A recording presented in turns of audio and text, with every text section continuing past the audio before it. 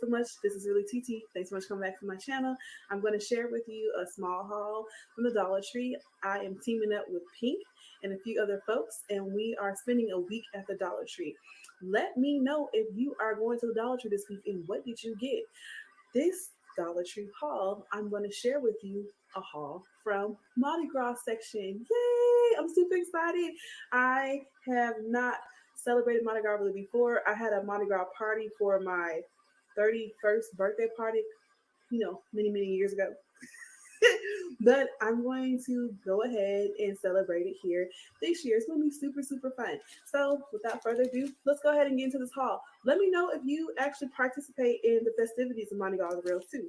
So, I went and got a sash here, and I should open it up for you, huh? Let me open it for you. I wasn't gonna open it up, but I'm gonna go ahead and open the sash. I am like super excited. I know I have a little bit of time to get ready for Mardi Gras, but I'm going to go ahead and celebrate it. I actually got two sashes. So the first one, it does say Happy Mardi Gras. It's nice and cute. Ooh, I love it. I love it. I love it. And the next one is going to say, let me get it up so you can all read it. It says, let the good times roll. Don't y'all just love it? So I got two sashes here. Y'all, I have never been to New Orleans before. I'm supposed to go last year. Didn't get to go, but that's okay because a delay is not a denial. I know I'll be getting there real soon, but I will be making the king cake this year, and I'm just gonna have fun, play around with it. So I'm super, super excited. So then we will be having. I'm gonna have this mask one. Dollar Tree had quite a few masks. They had different colors and stuff like that, but I was trying to stay with the actual color theme. So we have the mask. So we're gonna be showing you all the mask here. It's cute, and it has the tie in the back. I didn't want to open it up just yet. I will be opening it up like later. You know how that goes. But I have the mask, and then we got, of course, the necklaces. Funny thing is, Walmart had some of the same items, and I actually got some of the stuff from Walmart, so I'll be taking that back to Walmart because I got this one for $1. So just let you know. But look at this. Yes, the Mighty Coffee Beans. Woo! Super excited. Woo! So we got the mask on, and then we purchased the photo props. So I don't know if I'm actually going to do photos. Not too sure. I may just stick it on my wall. We'll see how this goes. But super duper. I'm so excited, y'all. And of course, last but not least, my haul is going to be ended with a glass. Need to clean it. Oh. I wanted to do that. It didn't break, y'all. That would have been horrible. But got my glass ready. I had a nice glass set, and I don't know where it's at. So I'm just going to purchase one for now because I actually want to order like a real nice set, from Macy's or somewhere. Y'all know I love my Macy's, but this is Dollar Tree. But I went and got me a wine glass. So that's the end of my haul. I hope that you all enjoyed my haul, the Mardi Gras section of Dollar Tree. Like I said, let me know if you participate in Mardi Gras. Let me know, your traditions when you do participate in the Mardi Gras celebration. Have you ever been in the Mardi Gras parade before? Let me know. I will see y'all soon. Thanks so much for watching me. Bye, y'all. See y'all later. Bye. $100 for this necklace. All right. So if you can't get, I want the whole 800, but if you take the old 800, you got to pay 900 back to get it out. Okay. But if you just say, okay, I want 200 for the necklace, you only have to pay maybe 220. Let's just say that. I'm just tossing out numbers. But but the way, if you like, okay, if you take the 8, you can't pay it all back. You can't pay that 900 back. Okay. Well, you want to extend the pawn. So you pay like $20 a week. until you can get all the money back. You got to pay the pawn up and come to completion. You got to pay the interest rate off before you get it back. So hey y'all, thanks so much for coming back to my channel. This is really TT, and I have a special guest. We have Drake from Everything Culture Podcast. Let's go ahead and welcome Drake out here onto my platform. Y'all seen him before doing game night, but Drake, go ahead and talk about your channel, your business. Hey, good morning, good afternoon, good evening, everyone. Happy Dr. Martin Luther King Jr. Day. I am Mr. D713, or Drake with Everything Culture Podcast. I always say we're the podcast with a purpose. Started this podcast almost 2 years ago with my best friend, and the purpose of the podcast is to try to get to know each other so we can love each other. Actually, the mission of our podcast come from the words of Dr. Martin Luther King Jr., and those words are, he believed that men hate each other because they fear each other. They fear each other because they don't know each other, and they don't know each other because of miscommunication, because of segregation. So we built a platform built off the pillars of respect, communication, consistency. Once again, so if we get to know each other, perhaps we can love each other. So we bring different guests on each episode. We try to get them know them on a little bit of a personal level. Then we put a panel together when we do a topic, and we have a discussion about certain topics, depending from faith to religion to food to the way we dress to how you vote for financial reasons, whatever the case may be. Because everything that we live in, everything we have is a culture at the end of the day. Thank you so much for that. And yes, you are correct. We do want to say happy birthday to Dr. Martin Luther King Jr. He has really paved the way for a lot of us. It's not happy birthday. It's his day. His birthday was on the 15th. Yeah, on the 15th, right. Yeah, we always get that. Yeah, because we reserved that the following Monday. You are right. His birthday was on the 15th. Some of us missed it. I don't know why I forgot to put it on his actual birthday. I'm just always used to doing it the day that he's been recognized on, but you are totally right. So we still gonna celebrate, but it is Dr. Martin Luther King Day. So bingo. Exactly. So I invite you to come up here to talk about a few things. And there's a lot of things that we are going to be talking about. Y'all stay tuned, because for the month of February, we are bringing the heat. We ain't playing around for February. We got some things that we are working on. We are super excited. So make sure y'all stay tuned. Also, did you want to let them know how they can contact you, or when you go live and things of that nature? Absolutely. Thank you. So, of course, you can find us on YouTube at Everything Culture. You can find us on Instagram and Facebook at Everything Culture as well. You can find us on Twitter at EveryTHG Culture.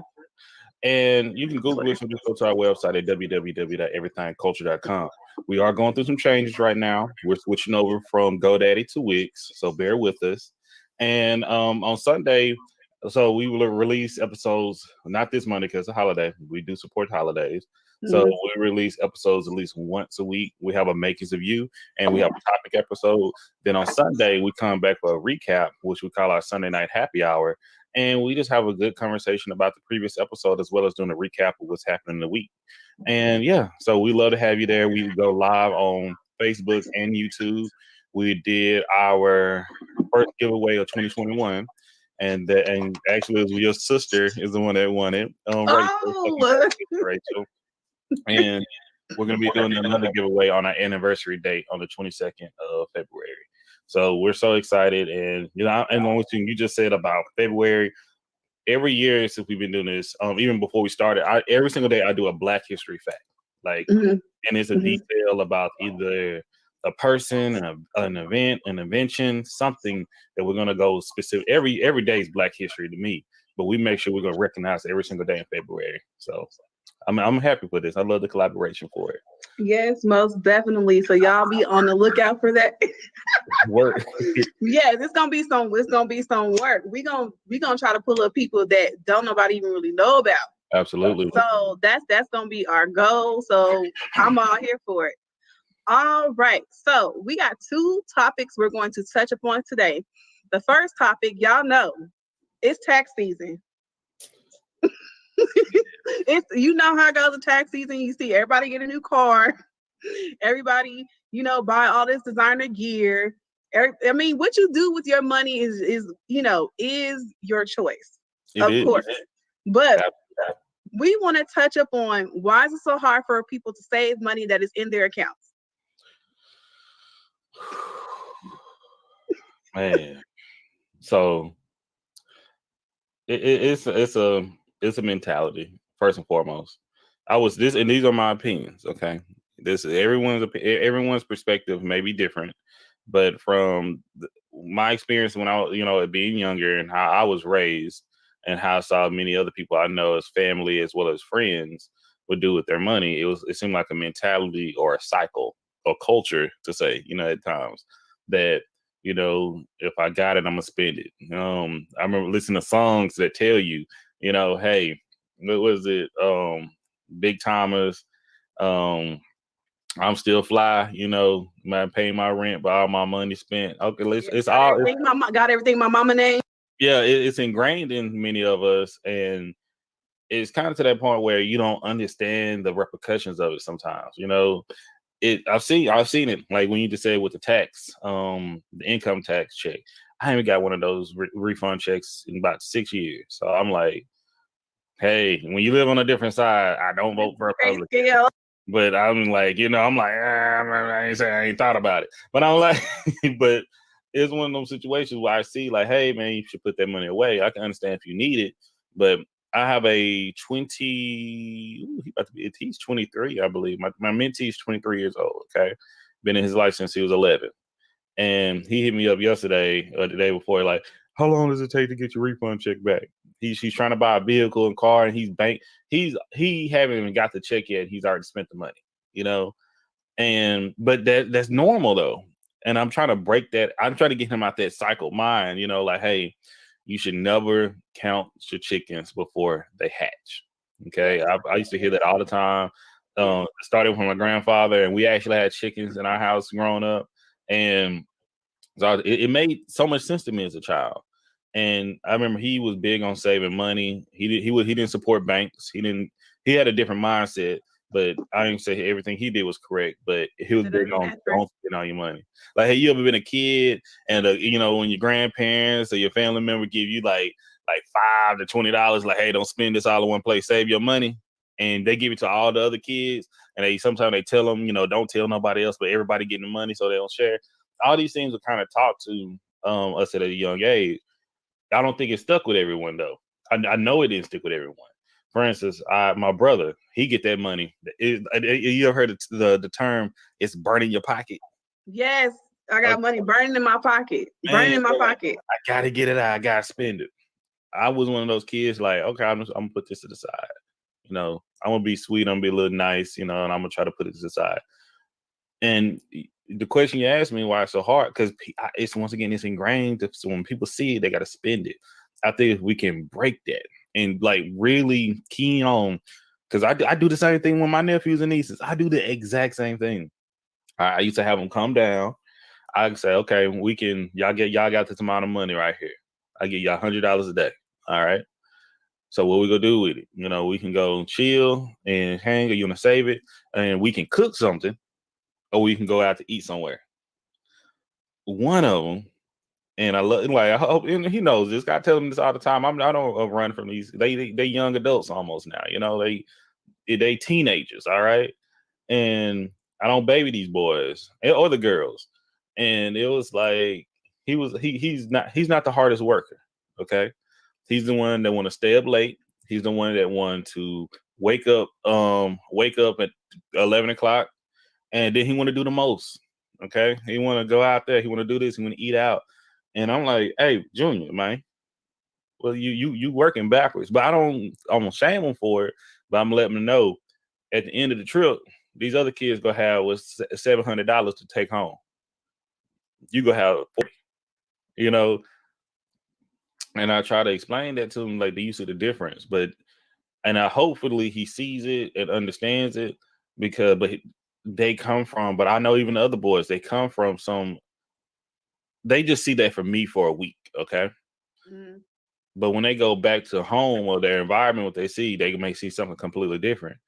I've worked at pawn shops. Okay, I've worked at Rent-A-Center. I worked at places like it's in what it was like not cricket, but it was like an internet spot for cricket. I can't like it was like green. It was like low, very low budget cricket. It was very cheap Wi-Fi, very cheap. I was like, you might as well have nothing, you know. Oh, But right. It was like what, $7 a month or something? yeah, It was a yeah, while. Do they even still have that anymore? no, like because Yeah, because I think so many people signed up they couldn't keep up with the demand, and I heard their service was horrible. yes, because it's because I'm telling you, I'm not the biggest tech guru or anything of that nature, but I'm like, this not even enough to run my one app on my phone. How you think it's gonna run my whole household? But they know they're signing up for this, but they don't understand how bad it is. That's how with Right. Rent-A-Center. When you sign up for Rent-A-Center, I remember this is me being 19. I'm like 19, 20. I'm like, wait, this is 300%. How am I paying 300%? Like, no doubt, nothing is gonna You be don't pay within the 90 days. if you Right. don't pay within the 90 days. Thank you. And I'm like, dang.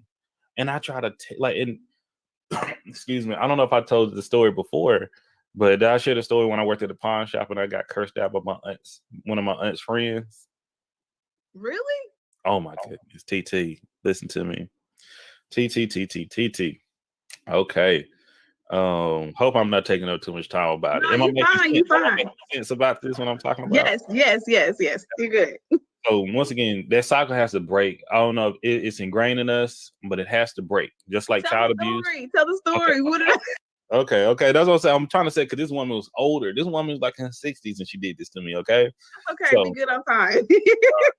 all right. So working in the pawn shop. Okay. This is right off Gentry Parkway, Tyler, Texas, Cash America. All right. One of the best pawn shops, I would say. And I'm not knocking pawn shops because it's a good spot, but this particular time, a lot of people in my neighborhood will come in. Okay. Tyler's not a big spot. And this one particular woman, I knew her because I remember she came over to my house before. My aunt used to have parties like spades parties and things. They play cards, they drink. Girl, teaching me on spades. Hey, I'm here for you. That's how I had to learn. Okay. I used to be the little bartender and all that, making sure they good. I'm good with elderly folks. I make a good relationship with them. If you listen, you learn something. So I remember she came to the pawn shop. She used to come in frequently. And I remember one particular time she had to come in every Friday because the way pawn shops make their money is when you pawn something. Let's say if you pawn a $1,000 necklace, okay, they say, okay, you can get up to $800 for this necklace. All right.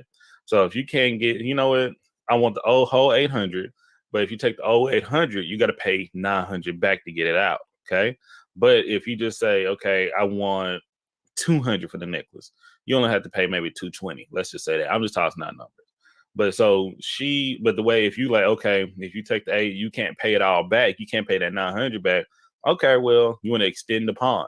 So you pay like $20 a week, until you can get all the money back. You got to pay the pawn up and come to completion. You got to pay the interest rate off before you get it back.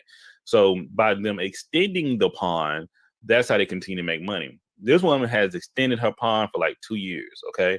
She done pawned her mama rings, her mama earrings, her mama like all her mama jewelry. Her mama was like in the bed, elderly woman, but she was like, it meant something to her though. She had a sentimental attachment to it. It didn't mean that much, but it meant something to her at the end of the day. Wait a minute. Okay, time out. So 2 years, and she paid that off like how many times over?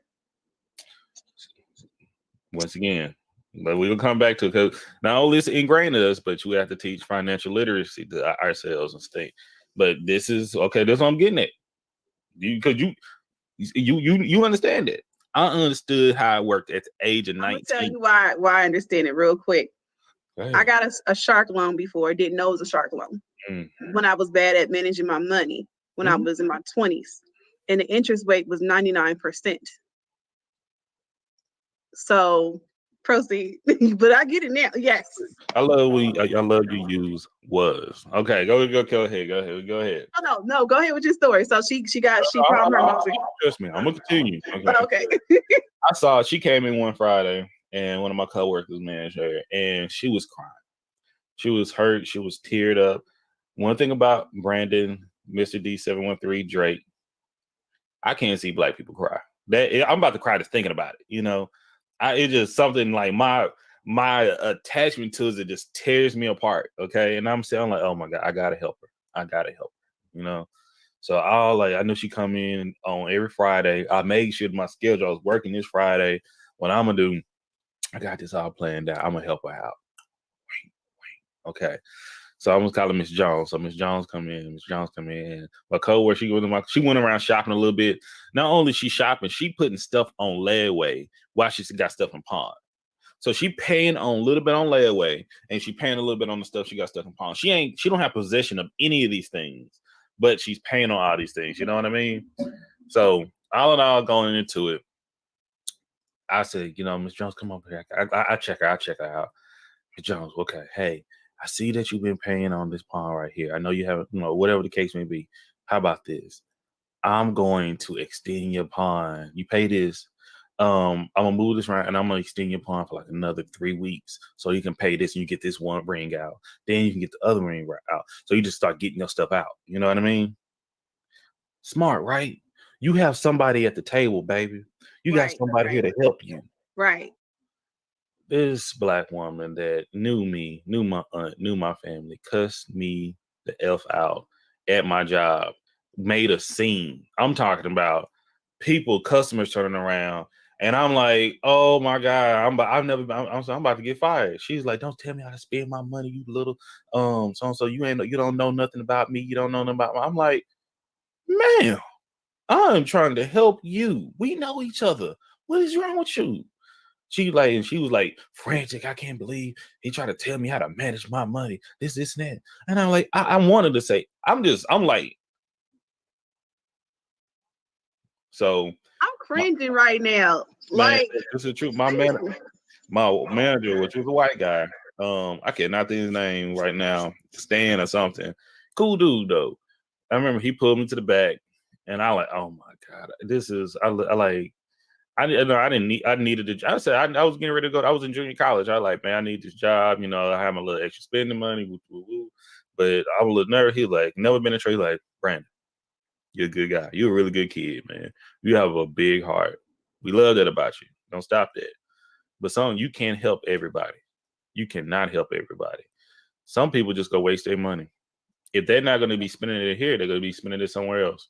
And he said, why not give it to me, baby? I'll take it. You know?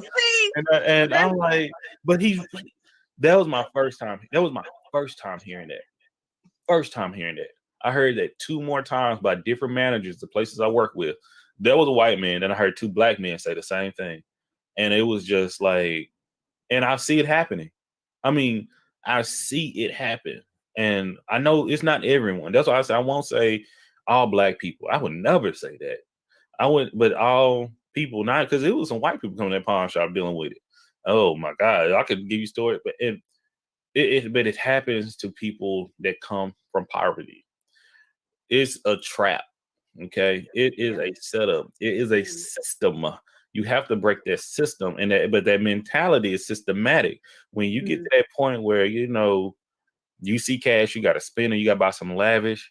Oh my God, it's hard, and it's. I worked in social work. I saw one of the main things you did when I worked at CPS. When families have a family plan of service, is for them to maintain 6 months of 6 months of oh my gosh, stable living arrangements. So they be in the same place for 6 months, having a 6-month lease, and 6 months of income, or some type of income. You could be from a check that you're working, can get SSI, or it can even be from you being in college getting some type of check on refund check. Right. All those things is fine, but you need to show that you can stay in one place and pay your bills and got income. You know how to you know how to be a quote unquote responsible adult. That is a requirement to get your kids back. Really? It's not up here in Washington, but in Texas, you had to show those 2 things. Either you could be in a transition living facility, but you still took the time out and try to find stability for yourself, and your kids. So if you because their mindset is, if you can't take care of yourself, how you gonna take care of your kids? Yeah, how you gonna take care of that? I do. I wish that we had classes that were set to give us financial literacy or understanding the good quality of dollar and bills. We're going to go to the chat real quick. Hey, Rachel, thanks for coming in. Hey, Tyrone. Hey, I Am Content. Sugar Britches, thanks for coming in. We appreciate y'all. Tanya and Denise, thank y'all so much. I see y'all in the chat. Thank y'all so much for supporting us. We definitely appreciate you so much as well. We have Drake from Everything Culture in here talking about, right now we're talking about why it's so hard for people to save money that's in their accounts. And he was just giving us some information and sharing with us, you know, his experiences. And, you know, I've had my issues before with check cashing. Like I said, when I was younger, had I known that I didn't have to get a check cash advance, that's hard to get out of. Because I had 7 at one time. I was younger. But here's the thing. Hey, I'm being honest. I was younger. We grow. It all started with a light bill. My hours had got cut at work. Had I not known that I could have just called the company and said, hey, I need an extension, I would have never been in that predicament, ever. Never, ever, ever, ever. But I do see where it is hard for folks. They want furniture or, you know, they want things for their house, which is not a problem. But it's like you said, them going to errands, furniture. You can go get you a futon for $99 from Walmart and a dish set from the Dollar Tree until you're able to afford, till you're able to save. That's where the money resides. The money resides with you. It really does. You should be the place. You should be the place where the money resides. You, man. When you said right there, I worked at Renaissance. I saw the ins and outs. But I knew about the 3-month policy too. Mm-hmm, and I was like, man, I have my money already set up. Same thing with building credit. All these things is benefit. It feels good when you can have this money that you can go lean back on. Yeah. I started doing this at the age of 17, 18. And once again, I'm one of these people that I have to lead by example. I absolutely have to lead by example. If I can't do it, how I expect you can do it. Okay. Right. I had this thing. It's crazy that I say that. I had this method where my cousin, that he does not have the best spending habits, and I remember I told his daughter, she'd be, oh my gosh, she's gonna graduate this year. That's crazy. But I remember telling her that I keep this jar of money. I still do it. I got it somewhere in my spot right here. Okay. Don't tell us where you got it. No. I used to keep this, like a gallon, like the big old right. Me at 18, I used to just throw a little change in it. Then I started throwing dollars in it. Okay. And I just keep filling that up. I used to have to fill up. And I do this whole year. You know what? That's the money I used to go spend for my birthday every year. When it got to a point I was having $2,000 to spend whatever I want, that's just free reign. That's outside of my checking. That's outside of my savings. I had a credit union account. I still have a credit union account. I got 2 credit union accounts. Me too, y'all. If you ain't got a credit union, go get one now. And check go get a credit union. Totally different from an actual bank. Yes, absolutely. Treat you better. Way to build credit. But these are things I was taught. I wasn't taught everything, but I started. You know what? I started splitting my checks up. Because that mindset of seeing money for some time is hard. When you see money, once again, that mindset, I got it, so I can spend it. I don't even know how much is in my credit union account. I don't look. I don't know. I don't know how much is in. I have a bank account for Everything Culture. I'm trying to set up when people can donate to it. I don't want to look. I want to give people credit, but I don't want to look. I don't want to see it. I just want to know this is the money I'm spending. This is it. I'm gonna use that. I can compare it to food. If you like, I can do that. If, for instance, I can go all day, every day without eating a cupcake if I don't see that cupcake. But once I see that cupcake and that cupcake is right in front of me, like boom, that temptation is gonna be hard. Yeah, that's true. Sugar Bridget, she said, Rachel said discipline. Sugar Bridget said yes to the credit union. Yes. I mean, big time. And had this. Know how to put money where, once again, you don't see it. If you see that money, that may be an issue. Burning your pocket, once again, it goes back to when we were kids. It comes from the quote that Missy, I hate to say this, one my wife's grandmother, which is my grandmother, But she used to say messy little boys and girls become messy messy men and women. You know, that mindset doesn't change just because they age at times, you know. So when we think about this with the spending money, like you can put your money up, you can come back to it, you can double it. But we weren't, a lot of us weren't taught about investing. Like a lot of us wasn't taught correctly about credit. The only thing I was taught about credit was don't get credit cards. That's it.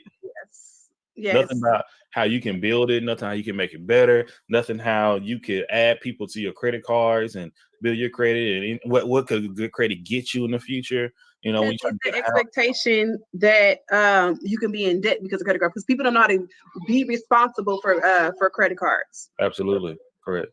But credit cards can be beneficial. You know, got a credit with 0 interest. Like when that's the only time I really put on my credit cards, when I know 0 interest, like for Christmas. All right, and I'm gonna pay this off here. I'm gonna pay this off over the next 6 months. You know, not only that, I'm not paying anything extra. I'm building my credit the same way. More credit cards companies hitting me up, and but once again, I had to lead by example. And it's sacrifice. It's hard for many of us to sacrifice. You mentioned about going to Walmart, sleeping on that $99 futon. Like it's a blessing that we have so many things that we have now. We give away to other people and Goodwill, and my wife loved decorating the house. Oh my goodness, this stuff is not cheap. This stuff is expensive, but it's, you know what, this is what we do. We made it to a part in life that we can do that. But I'm feeling like right now we would be traveling a lot. Since we're not traveling, we're saving. You know, we're looking at the good. Now we're looking at, okay, we need to stop eating out so much. Let's start cooking. You know, this is the thing. We got the money for it, but let's stop. Yeah. Oh my God. Yes. That's expensive, but you know, my coworkers now, they're like they'll pitch in or they'll pay me to make briskets and bring sauce down. Now I could do, because I really want to open a restaurant, you know, or just a serving some way I can sell brisket. But it's so many ways to think about that sacrifice. And I saw in the chat, I forgot, hey, everybody in the chat, hope y'all doing well today. Hey, Rachel. But that discipline is a difficult thing. Discipline is very difficult. So it's like working out. You know, behavior. How I keep working out, even though I think I'm sexy and I look great, I have to go in the mirror and I turn sideways. And I'm like, that's motivation. But same thing with your like with your account, with saving your money. Look at, what do you want? What's your goal? What do you want to see? Then look at your account and look how much you like, how you want to live.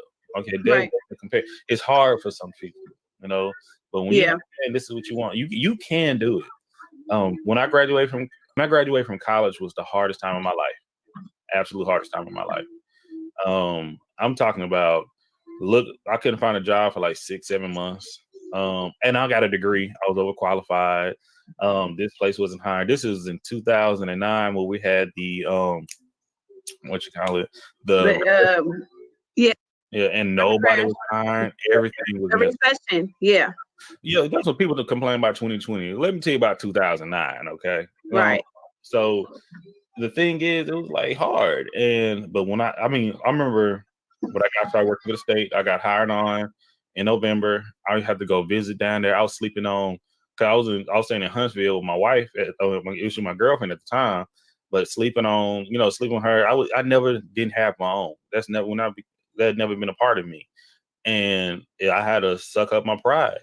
Then I had to, when I moved to Houston, it was like, step by step. My cousin gave me all her hand-me-down furniture. No, at first I was sleeping on an air mattress in an apartment, 1-bedroom apartment. Just, I had a deposit. I did what I could do to put it in there. I had one of my cousins like gave me some. He didn't even loan me. He knew I was a good kid. He said, "I'm gonna give you this, help me with the deposit." Thankful for him. Yeah, but it's a give and take. Always a give and take. Very true. Very true. When I tell you, I went from being on an air mattress, then I finally got a kitchen table. I had one dresser. I went from like getting just a toaster to, okay, I got a mattress. I'm talking, I built it up step by step. Okay. I didn't go, but I've seen people that when I worked in Rent Center, give me this 3-bedroom set. Ma'am. Right. Ma'am. Right. And you looking at they check like, The credit says that they can do it, but can you really do it? Hey, Be the Difference Clothing, thank you so much. Sugar Bridget, she said, I have heard people say tomorrow's not promised. I'm gonna spend my money today. What will it take for them to change their mindset? Exactly. What do they expect? 5 years to change that. They don't want to see. They may think they're gonna die today. That I'm here for a short time, not for a long time. Right. Well, here for a good time, not for a long time. That's the thing. Yep. I don't believe in that. I expect to do much more every single day. I don't know how to change someone's mindset completely like that, other than lead by example and show. Yep. Right. But when I tell you, I like, man, it's hard for people because I'll give another story if you don't mind. We got time. I don't mind. Yeah, we got time. One of my cousins, okay, he was married, and I knew him. He doesn't think things all the way through. Okay, he's still like that. And once again, he knows, and I tell him. But he was married at the time, and they had this ghetto fabulous mindset. I would say that. Oh my God. And if anybody, I still got the screenshots from this, okay? They put everything on Facebook, like keeping up with the Joneses. If y'all know what keep it up with the Joneses mean, they just have to look good in front of someone else. It's a competition, and I've been seeing a lot of quotes saying comparison is the leads to grief or something like that. But all in all, they were like, okay, it was this time of the year, income tax time. And I remember she put this on Facebook. Once again, all this is on Facebook. That everybody telling me how we need to save our money, spend a check. We grown. I spend my check how we want to spend our check. This, and that. Woo, woo, woo. They went and bought a Mercedes Benz with the income tax check. Okay, but they bought this is like maybe in 2000 and let's say 2010, maybe. I'll say let's give it 2012. They bought like a 2004, maybe 2002 Mercedes Benz. Okay, an 8-year-old foreign vehicle. All right, and you bought it. You know how hard it is to get those parts sent over to the warehouse, from the warehouse to the actual auto shop if something happens. Not to mention the mileage that's on there. I don't care if an older person had the car. It was well over 100,000 miles on the car. But you know what? This is what they were putting on Twitter, because everything you just said, their friends, family, loved ones to tell them, hey, you want to be careful with that. You know, you try to talk to them, but they don't communicate. They only communicate through Facebook on the platform, not even in the messages. So they went in there. They bought it. I remember it was a green one, and lo and behold, you said it, mistakes start to happen. Things started to break down. And oh my gosh! And they had other issues. Mm-hmm. Did they live in an apartment? Yeah, of course. What? No. Oh, and you know things go around. They asking for money. Okay, that's when they ask for money. That is backwards. I'm gonna continue once again. And the reason I don't feel bad about saying this because they put this all on the book. Okay, and I'm like, it's embarrassing seeing family go. I'm like, what are y'all doing? Okay, then once again, you done went on the big rant, checking people. Like, I'm grown. I spend my I hate when black women, but GI like this, you know, make it big. I'm like, okay, you go do your thing. They went and the fuel pump broke down. Okay, they had to move to Atlanta because they didn't pay. They were like 4 months behind on their rent, so they wouldn't pay. But you bought a Benz. Okay, you put a down payment down on a Benz. You didn't even pay it off. You just got one now. Okay, just a stunt for who? I don't know. Okay, so it went from that to okay, we're gonna go back to Atlanta. Okay, and hopefully somebody knows this person because I always say it's a small world. But they're gonna go back to Atlanta and they're gonna live with her parents. All right, and it just all of a sudden, but they couldn't go to Atlanta because a fuel pump broke down on the Mercedes. She gets on and talking about. Oh, I want to find the photo, but I ain't gonna take too much time. But she gets on. She said, "I'm gonna learn how to do this myself. YouTube is awesome. I love YouTube. Yeah, everyone, YouTube is awesome. It's where we are." Wait a minute. But hold on, no. So the fuel pump. Okay, this is like live. Like this is like over like a 48 time period of these posts happening, and it's like She gets on, say, you know what, then she gets something, I'm gonna try to do it myself. She gets back on, this is like almost Pop's collar, Superwoman. I can do whatever I want to do, how I can do it. You can't tell me nothing, you know, black women are awesome. I don't think she's that. She does just women are awesome, this and that. I'll change the fuel pump myself. Can't tell me nothing. Put a mechanic on the resume. Okay. Man, the next picture is a car on fire on the side of the road. Wait a minute. Yeah, things turn for the worse. Okay. And that post was, I don't know how this happened. Driving the family, we were headed to Georgia, and car caught on fire on the road. This is worse. All of our items are in there. We couldn't save anything. Like, she could have killed them. We're gonna go to the chat real quick. Sugar Bridget said yes, it's on the attitude. Sugar, she also said some people buy cars and can't afford the maintenance. Yes, you need to know what you are buying, and also look up to see if there's previous issues on this. I've learned that as well too. Thank you, Sugar. Yes, exactly. I Am Content said people never understand that maintenance on a luxury car, it is very, very expensive, and not to mention the cars have been recalled as well too. I Am Content said trying hard to keep with the Joneses in the Jones and can't keep with the Joneses. Yes. Hey, be the difference. She's in here too, checking us out. Thank y'all so much. I know a lot of y'all are at work, but thanks so much for being here as well. We are definitely talking about this because it's very important. A lot of us were not taught, you know, how to save money, why we're saving money, to set financial goals, or lack financial literacy as well. And I do agree, a lot of folks, as soon as they get money, they just want to go and splurge. And literally, from what I've seen, literally like 70% of folks will go and spend money on lavish stuff that will be out of style within 3 months. Because what did I Am Content say? Keeping up with the Joneses, trying to keep with the Joneses. That's trying to keep up with the Joneses. Like, who are you comparing yourself to, and why? Like, and you, once again, FOMO is real. The fear of missing out. Like, I can miss out on the cruise. I'm one of those. I'm the black friend in the group chat that, hey, let's go to Cabo. I'm not gonna make it, but I'm the first one. I'm not gonna be able to do it. If I can't do it, I know I can't do it. I ain't gonna front with you. I ain't gonna get your hopes up. I'm gonna cut it right there. I don't want to feel like I'm trying to front. Okay, I can't. I'm trying to save money. I got some goals. But like, what can, like, in the chat? I'm on YouTube now. So chat, tell us. I'll say anything with you, TT. I will start it off. What's the worst financial advice that you received from someone? And I was, and I received this from my, like, it may have been from my mother. I know this is from my elders, people that loved me and changed my diaper when I was younger.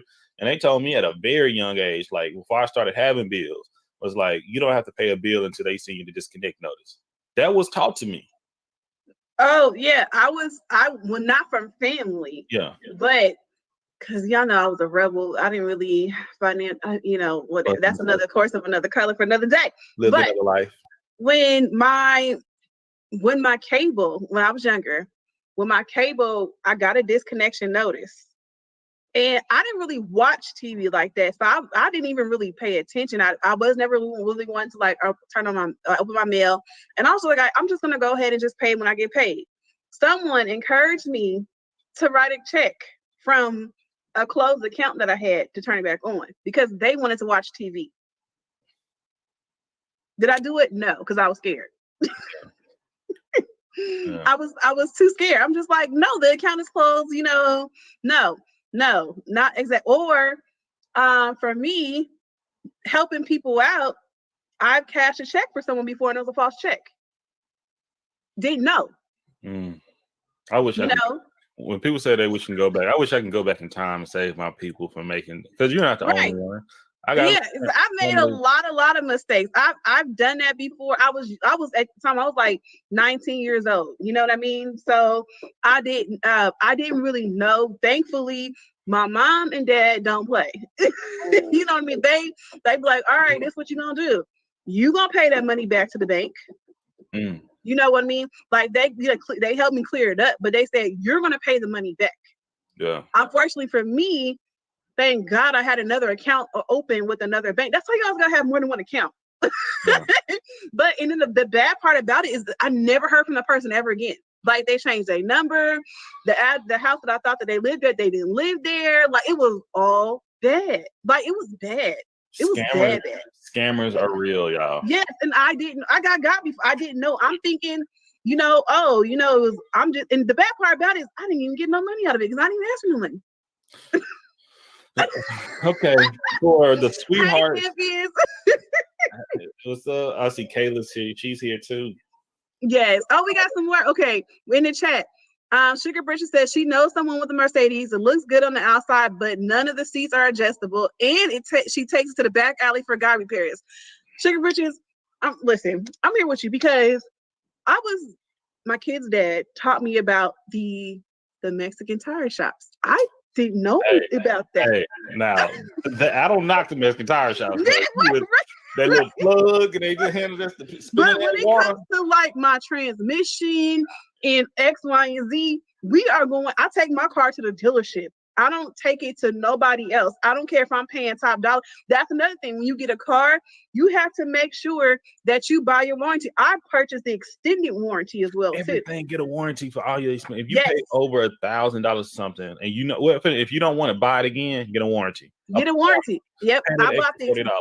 I saved myself. My car's still fairly new, but for whatever reason, it was losing power on the freeway, and I'm just like, why is it doing this? And thank God, because that was a $5,000 job. And I only had to pay $100 because I had the warranty. So, and I remember that day when I signed my contract, they asked me if I wanted the warranty, and I said yes. They said, "Do you want to extend it?" Sure do. And I want my windows tinted. Yeah. So, but most definitely. And Tanya says she's agreed. Hey, KK, hey.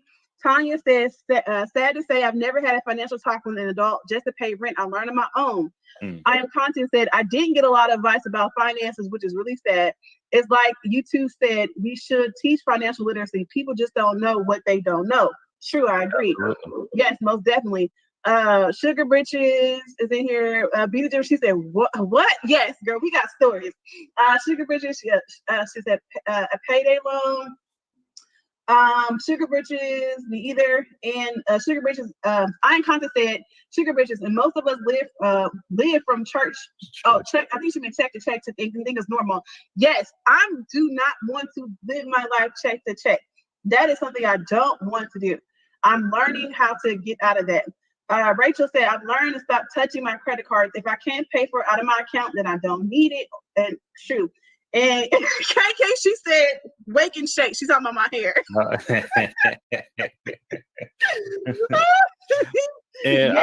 And I see what is it? I am content that made the comment about from church Hold the floor down for me. Yes, you want to talk about that? Sure. Okay. I got you.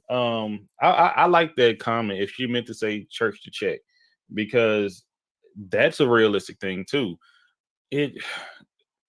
I'm big on when you pay your tithes, okay? I support in paying your tithes, believe in it. It's what we need to do to support your church, your community, and what you're giving to the Lord. You give in the Lord, and like, Lord, you do what necessary to do with this money. But remember, when you're going through these hard times and these struggles and things, you lean on that church. You better go and talk to that financial community. I'm having trouble paying this bill. Can you help me with this? What we're doing here? My kids need to eat. So like, why do your church? My church give financial literacy classes, and if you're paying your tithes, hey, this is something I'm recommending to have at the church. Go ahead, and I'm suggesting that. Go ahead and throw that in. If everybody paying their tithes, we should have the ability to do so. Because it makes sense, because you can tithe more if we can have it. We need to start using our resources, the places we go and support, to support us. You got me feeling bad now.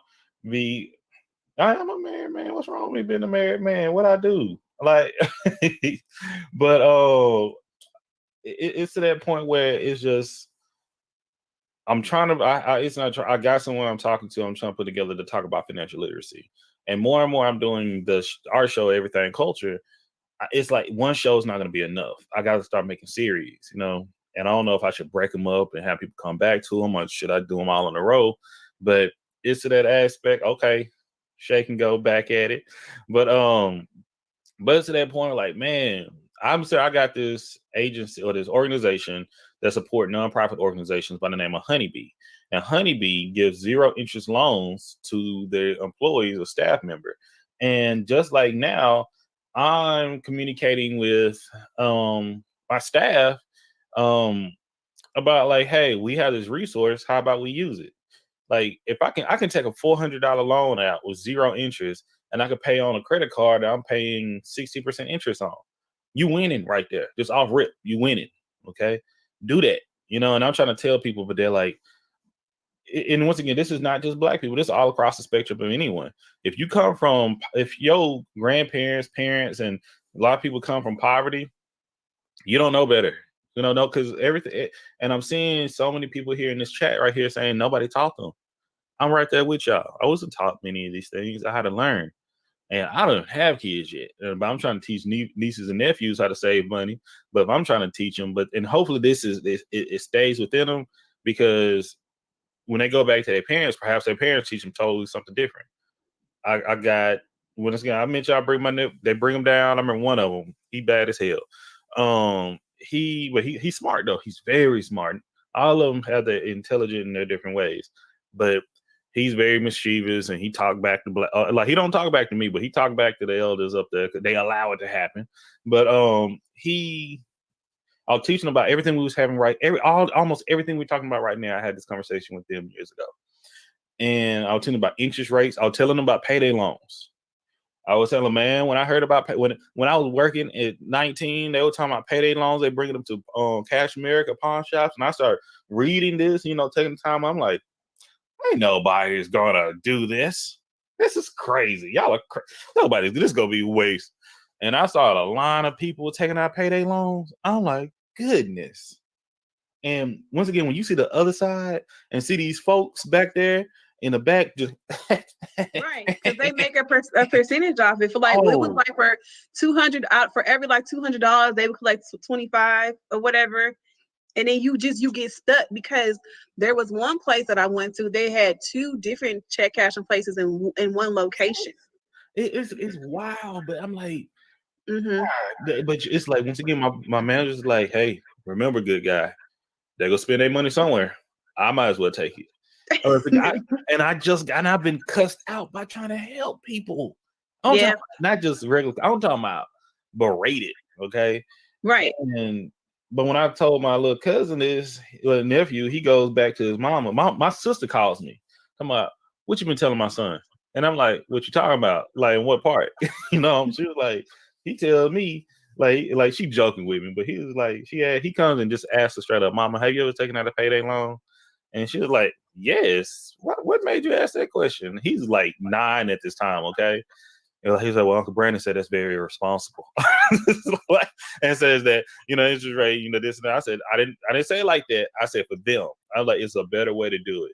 And I said, if you've been through it, you can beat it. Like, you come through it, don't do it again. That's all I can tell. Only thing you can do is I've made things, but these things are put in front of us to keep us stuck.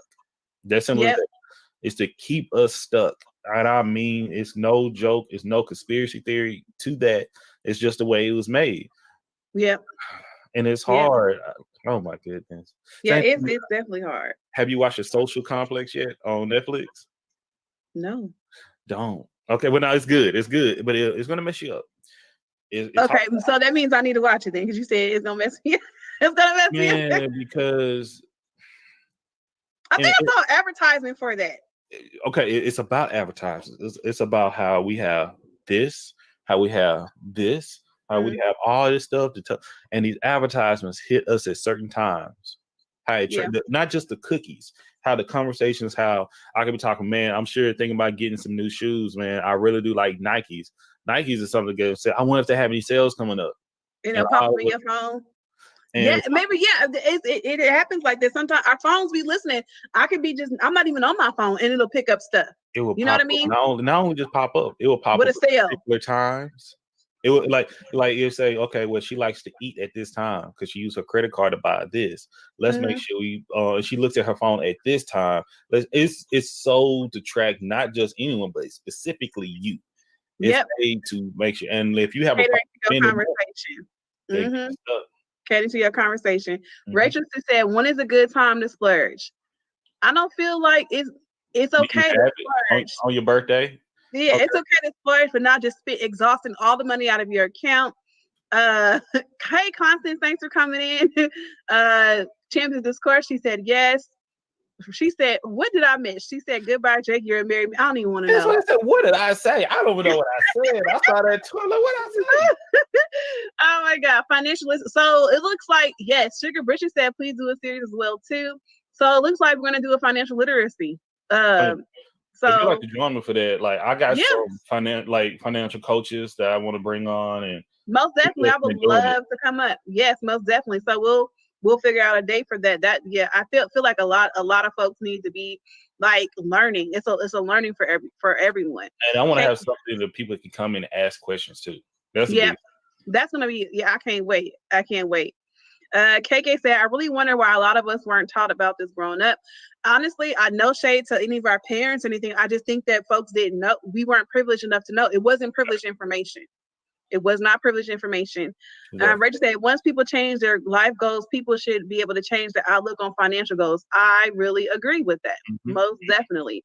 I'm just scanning through the chat, make sure I didn't miss anyone else. Oh, and Rachel, I don't know if you was here when I was talking about the piggy bank. I'm just gonna be right back and bring my piggy bank, show what it look like. Oh yeah, we're gonna see this piggy bank. Y'all, I just want to tell y'all this is a very good topic for us. We are really enjoying this topic while he's getting his piggy bank. I really appreciate you all coming in here and supporting us, especially on this topic. Kids, I would say this: start it now. It doesn't hurt. It could be difficult, be sad, but it's fancy now. I don't do the water jug any longer.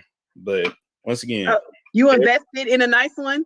Yes. Oh, so he started from the jug. Now he got a cute one.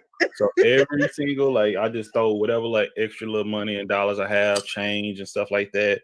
Every day, whatever loose change or loose dollars I have, I don't want, throw it in here. Yeah.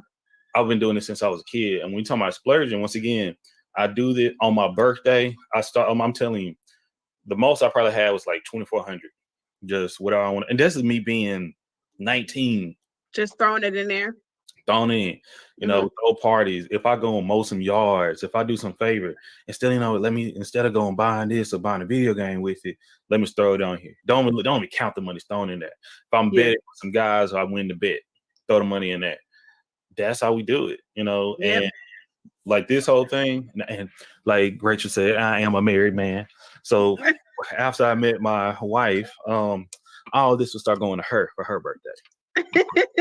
See, that's how you do it. That's definitely how you do it. See, it's a way to do things. That way you don't have to figure out what you're gonna do when somebody's birthday comes or anniversary. You already got it. Correct. And you know what I mean? And it doesn't have to look like this either. It doesn't have to look like this. It can be cash out, it can be something, but I don't count this money. I don't look at it. I count it once a year.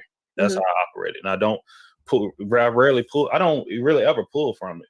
And to add to that, I have one of the guys I'm bringing on for financial literacy. I've been known for years. He's a financial advisor, and he's going to do this for free. We ain't even got to pay him. He gonna do it for free. This usually he get paid for it. But when you know him personally, this man still has a flip phone. He doesn't have a smartphone. White guy, drive an old Lexus, like a 2000 something Lexus, and I mean nothing fancy about it. It's basic suits. The most thing he spent his money on is like traveling and coffee. And this dude is paid. He lives in like one of the nicest places in Houston, but you'll never know that. He really keeps his stuff. He's like low key. They say that people who got the most money, you would never know. They walk around in Walmart sweatpants and like flip flop, like they are really good with their money. Hey, Janai, thanks so much for coming in. KK said it really is. I actually just figured out how to budget. It's fine. You figure it out. Figure out how to budget. There is this lady. She's a motivational speaker and like life coach. Her name is Lisa Nichols. I really like her as well. She's really a great businesswoman. She wrote a check to herself every month. And in the memo line, I believe she said it was to her dream. She never knew how much money was in the account until one day. She said I think she saved like two years or something. And she always made the deposits, but never got the receipt for it. Yeah. So when she finally went to the bank, people had wanted to know who this person was, and they were happy to see her because all she did, she saved, she just put money into it. She never took any money out. So that's just a good, I thought about doing it too, but you know, it's so easy for us to go online to see how much money is in there. Mm-hmm. You know what I mean? No, I know. That's why you just invest in yourself and go. But it's something you have to practice, because now the next thing is we're talking about, like I see Kayla said about working to understand how to budget. I'm working on how to know how to invest now. Yeah. It's like a step process. Right, exactly. And before you can start investing, you have to pay off your debt. That's one big thing. Very true. The debt is paid off and you feel good. How do you stay able to keep that? Your head is above water now. Now, how do you come to the point where you stepping out and drying off? Right. I want my feet to be a little bit above water before as well too. So did you want to go ahead? We had one more thing we wanted to touch on. Do you have time for that? Absolutely. I made time for you. All right. So we are almost at our hour, but we are going to switch gears with you all for a quick second. Thank you so much, y'all, for sticking it out with us. We will definitely talk about this more because this is a great topic. I see a lot of folks wanted to really get information on financial literacy, which is great. So we will definitely keep you all updated when I get the date from Drake as well. So the next topic that we had before we get ready to close, it's a touchy subject for some folks, but it is what it is at this point. And I hope I typed it right. Let's see if it'll Blacks working with Blacks in corporate America and their issues. One of the biggest things you see is gatekeeping. Gatekeeping is keeping, you're going to be the person that's going to represent all Black people. Now, it's kind of like a token in reverse. I was the same thing with, I'm here and you got to get past me to get to the other folks, you know, that, and it goes on both sides too. And like that person, some people say it's necessary, some people don't, but I think it could be detrimental towards growth in corporate America. Something is like shame. We talk all about how white people do white people, but we do it to ourselves just as much. As sad as I want to say it, gossiping about each other, right? Oh my gosh, you know, we can talk about clothes, get about hair, frivolous stuff other than actually getting to the mission, how we can stick together and work. Some people that I can't, if I'm seen hang around certain Black people, I can't get there. Some Black people I'm gonna act up and cut up all I want to. I'm gonna give an example that I felt bad for thinking the way I was thinking, but I felt I felt right about it too. Had another brother come in and he was a little unprofessional. Okay. He was a little bit outside of what I would deem appropriate. And I was right on many of these things. Like I'm a public speaker. I'm doing training, I'm doing orientations, and I'm engaging the crowd. And he comes up, stand next to me on the podium, like, and even he like, what you got going here? And I'm like, everything okay? Everything chilling? And like me being professional, okay, I get you what you soon. We'll talk, blah, blah, blah, cool. In my heart of hearts, excuse my language, like I'm gonna keep my language clean on this. I think I've done a good job in this past 58 minutes and 25 seconds. But I wanted today to say N-word. What is your effing problem? Like Steve Harvey did. Have you lost your mind? I was so upset, but but what is going on here? But but at the same time, how can I bring him and have this conversation with him so I won't affect him negatively, and hopefully this won't happen again. Right. And with promotions, we got to support each other in some promotions and things of that way. But make sure we're having people that's here for the right reasons, especially working for a great cause. Yeah. I think for me, I've had some great experiences. I used to work for a nonprofit, and it was like literally maybe like 80% people of color, which I felt was great. But after I left that place, I had a couple of incidents from other jobs. One is that the first one was we were all, you know how you go meet and greet with the team and stuff like that or whatever, and people introduce themselves. They want to know more about you. I am very reserved with telling people about me because I figure when people learn about me, especially my education background, they push back. They don't want to talk to me. They shut down.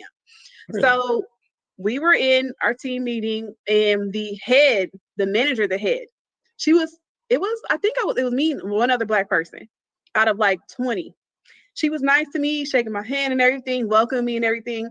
But literally when they asked me what about my educational background, everyone in the room saw her whole demeanor change. Like she shut down. She wouldn't even look at me in the meeting anymore. And after the meeting, people were like, "Do you know her?" And I was like, "I don't know her at all."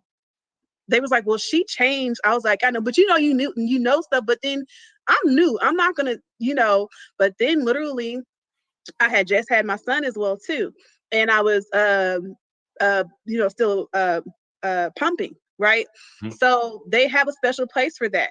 And I had asked her, because she was the head. I said, "Where can I go punt?" Well, you just need to clock out if that's what you're gonna go do. Right. Oh, I fixed her. Because when I resigned, I wrote a nice letter and I thanked her so much for her experience. But then I had apply for another job. And when the lady called me, she emailed, said she was calling me, and I answered the phone. And before she said hi, her first thing was, "We can't afford you."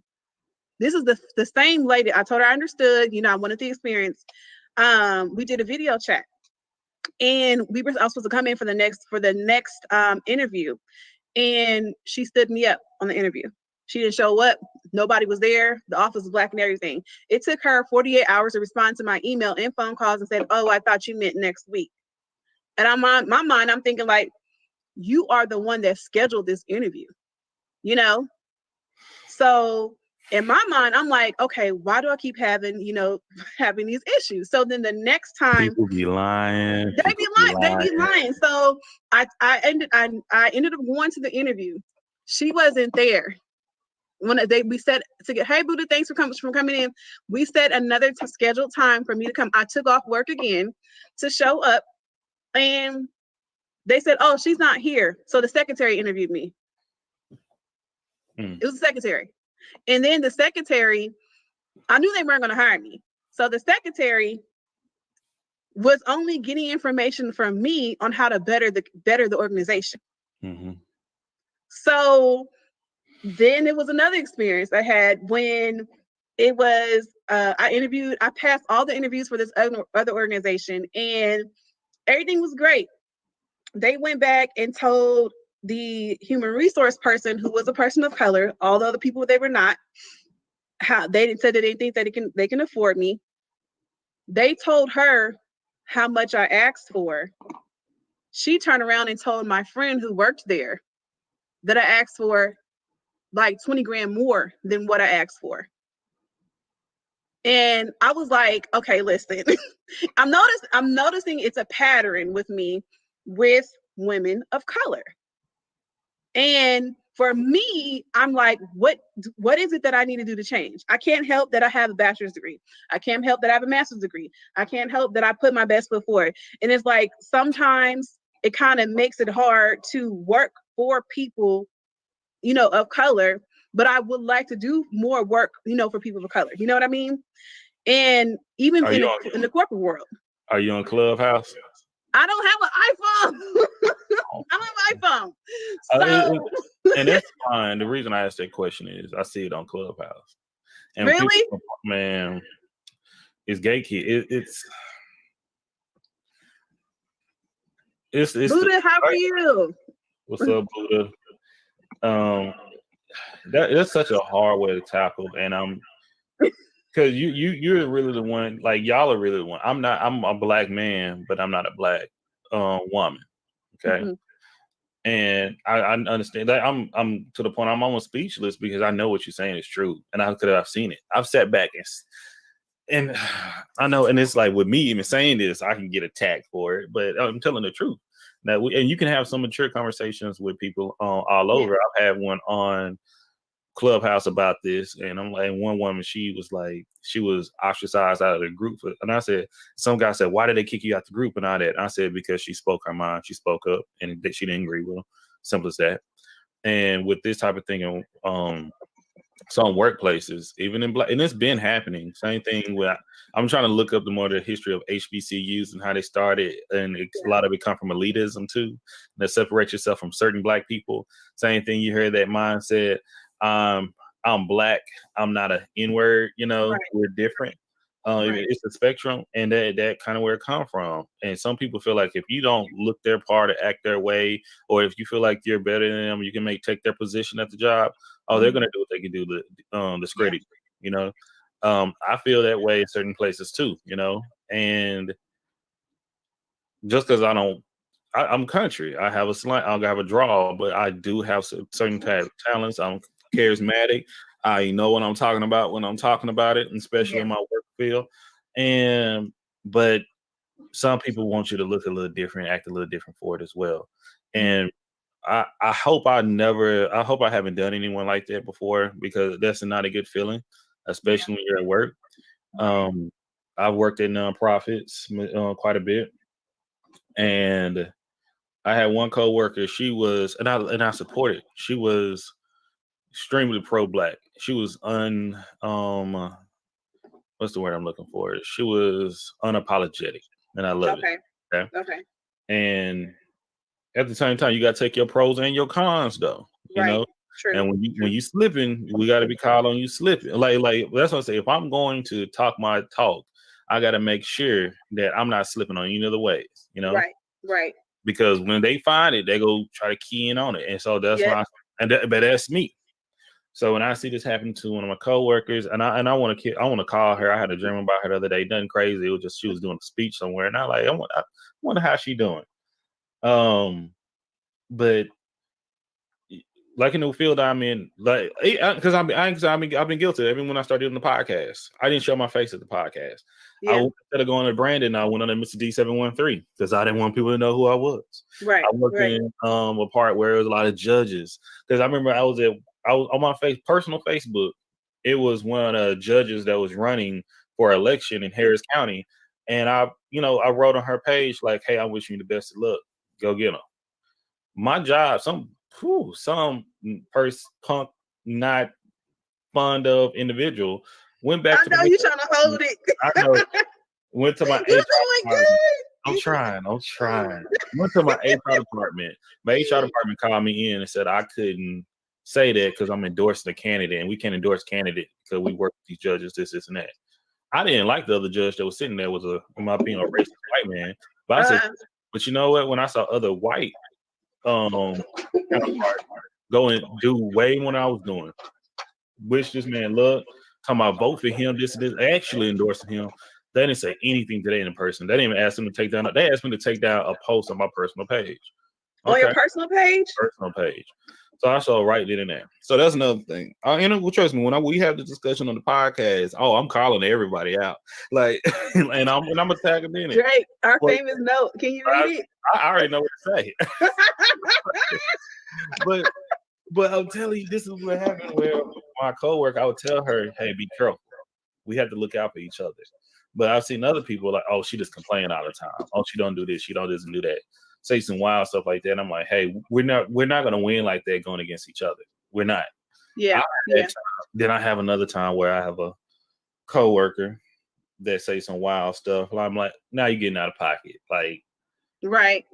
Like when Trump was running, before he even won, this woman said, "Oh my God, if Trump wins," somebody came and told me. Then I had to check. You know how hard it is to check how to. We're gonna use check because we know what it is. It's nothing mean being rude about it, but someone that's old enough to be your mama, and you got to tell them you should have said that. Please, right? Yeah. Because, and you're on my team. I'm not your. I'm a manager, but I'm not. This is like a black conversation here. Okay, This is something. But she went and told one of the white co-workers, wasn't even a supervisor or anything, that she was just a sweet white lady, said, "If Trump win, I want you to be my slave master." Like, I'm like, excuse me? Yeah, ma'am, sister. Like they should be calling you auntie. You above me. Once again, your kid's older than me. Don't say nothing like that here at this workplace. She felt empowered to say that at work. how do you even feel empowered saying something like that? That's all. Like, that's why we need to learn our rights, because that could have been a lawsuit. It could have been a lawsuit. It could have been a fight. But the thing about it, a black woman wouldn't ask a white woman to be her slave master. Like, baby, and you like, you see, you feel me, Kayla? You feel me? Right. But that's the thing. Should I mean, I asked a question. Who are you responsible for? Like, I felt responsible because, you know what, it made all the other black people uncomfortable because she was like cool saying that, and they went to Brandon, you got to say something. I'm the only black male there, other than the other guy that they try to dodge. But I had a good relationship with everyone, and I'm like, we can't do that. I know I'm not your daddy. I'm not Al. What's his name? The pastor. I can't even think of it. Al Sharp. I'm none of these people. I'm just someone that love you, and I want to see we all be successful. But the nerve. The nerve. Mindset and in corporate America, or just in jobs, I see it all the time. But I love it when we support each other. I love it because it's out there. Yeah, it really is out there. I mean, it's like it's bad enough we get, you know, everything else that we're going to touch up on, you know, real soon, like next month.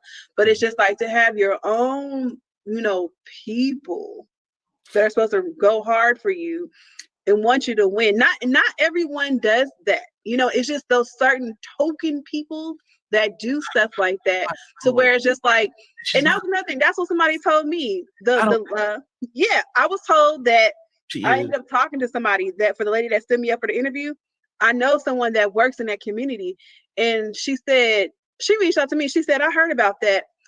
She thought she was gonna take her spot, and I'm like, man, I can't even get my foot in the door. When I tell you, when I left my previous nonprofit, it was a black woman that took a position. Well, she didn't take. She got the position after I left, you know. And I found out. I said, I'm glad to have another black person in that position. And I was like, if she need any help, let me know. I will make sure to help her. Even though I'm in Seattle, I can give her the pointers. I'm gonna show her this, and that. She never reached out to me. I understand, but one of my homeboys up there was like, she didn't say anything exactly rude towards me, but her, like, because it was some, I ain't even go, I'm gonna do my brag, it was kind of some big shoes to fill, but she was like, he was joking around. It was like, they was at a party, and they're like, oh, you're the new person in Brand's position. She was like, yeah, I am.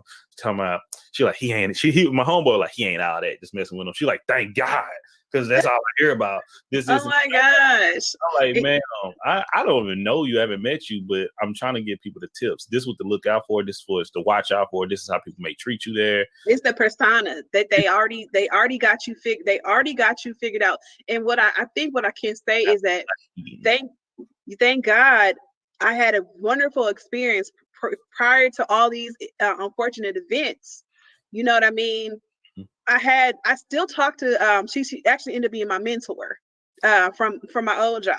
I talked about these experiences I had, and her thing, she was like, don't let those rotten apples, because they rotten, spoil the whole bunch. Because at the end of the day, I learned how to conduct myself. When those stuff I didn't bat an eye. I just bowed my head and I said, thank you so much for the opportunity, and just kept it moving. Because you're not about to sit here and watch me break. And I'm gonna say that I know we're over on time right now. Yeah. But I'm gonna say this, and like we gotta start working with this with our youth. Once again, our mentor, I got my mentees, and one, he sent me a text the other day. He like, I'm trying to work with this tax. Like, when I'm saying with the taxes, yes, I don't like doing business with black people. And the first thing I did, we have to. Okay, that is another. Yes, that is another.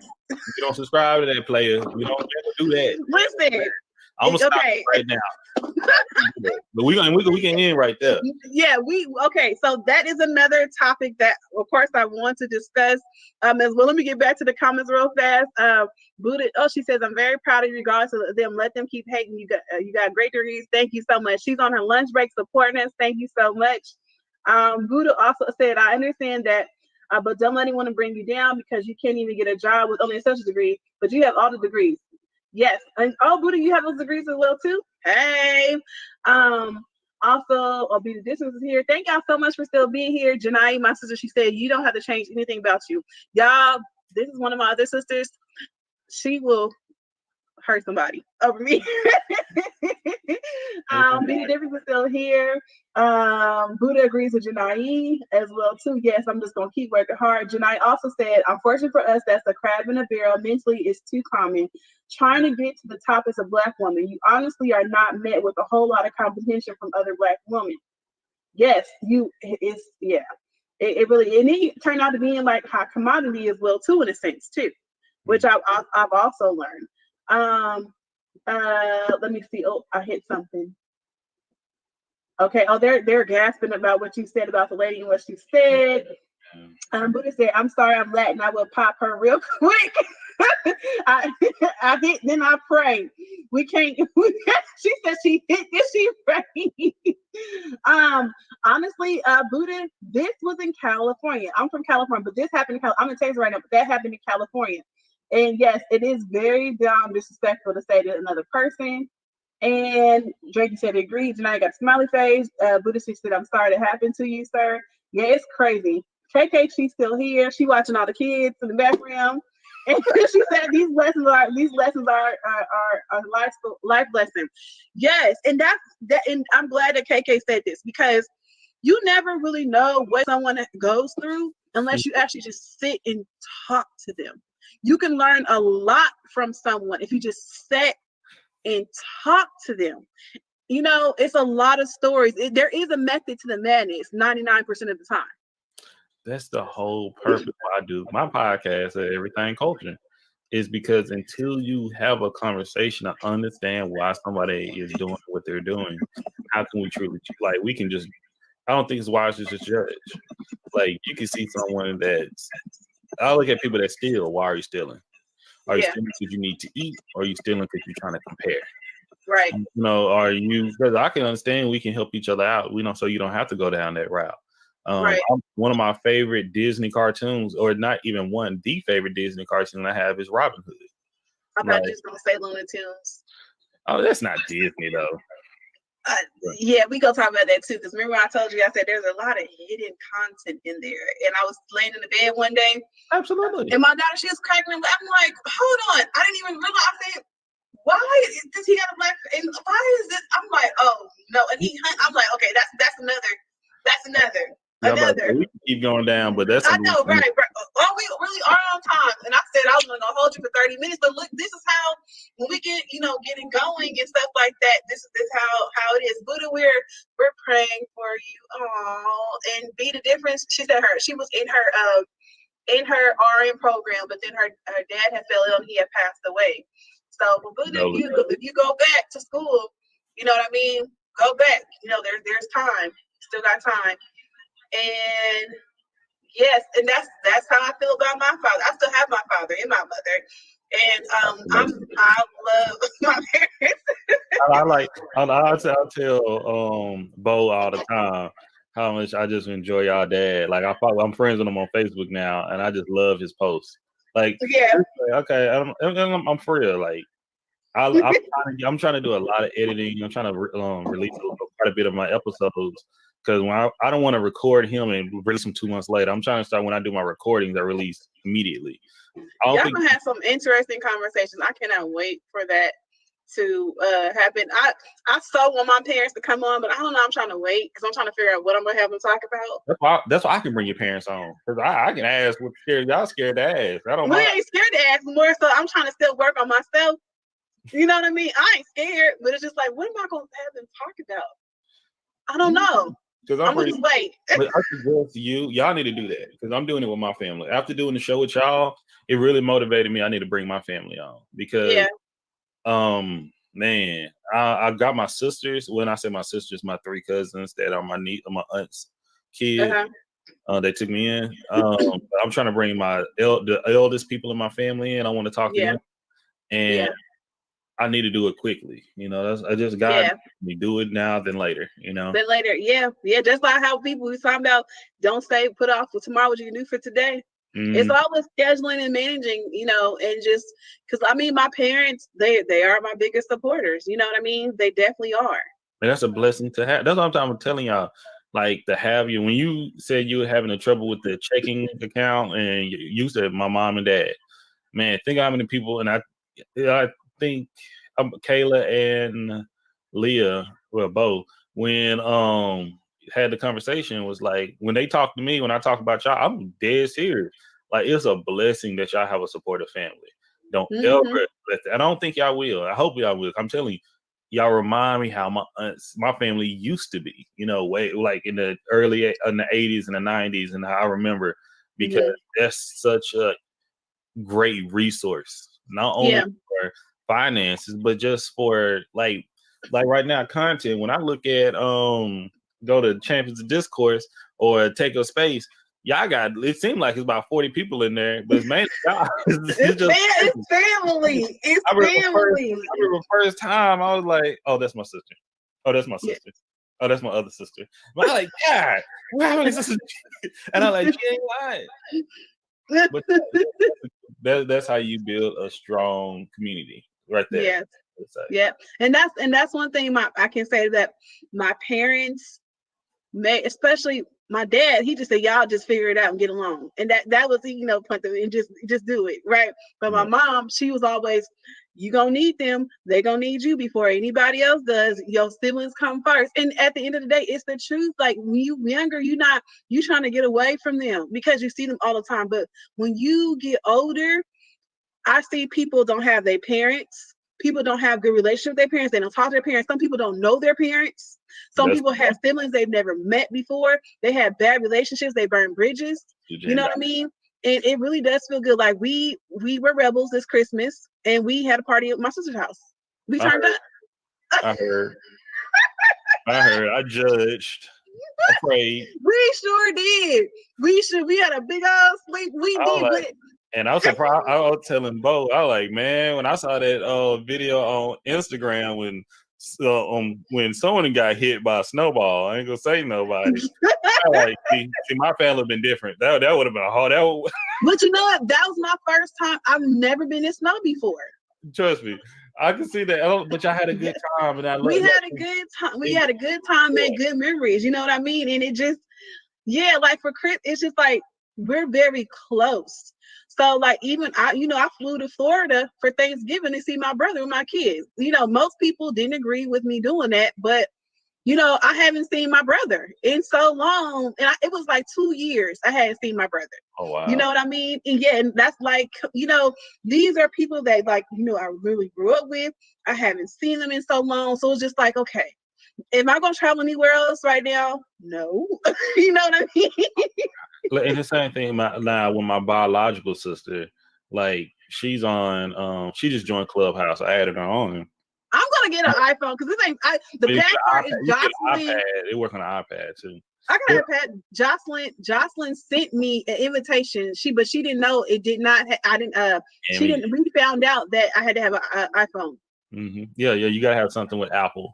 But when I tell you my sister's on there and she sent me a picture of my youngest niece, and I almost cried. I'm like, when did she get so big? She said it's been like 2 years. I'm like, it has been 2 years. I'm like, that is crazy. Yep. I'm like, this look. But I remember she was like this when I was holding her. She just like, but I'm like, she's posing and stuff now. I'm like, yeah, they need to. Yeah, it's time has passed by so much. Oh, we got some more comments. Buddha, she said, amazing. Wow, amazing. You got a kid. Yes. Oh, yeah, Buddha, I got 2 kids. Your dad passed away in 2015. Wow. And you was told by a state you couldn't work in a lot of health conditions. Oh, Buddha, I do remember you sharing your story. She was hit by an 18-wheeler back in 2008. Oh, wow.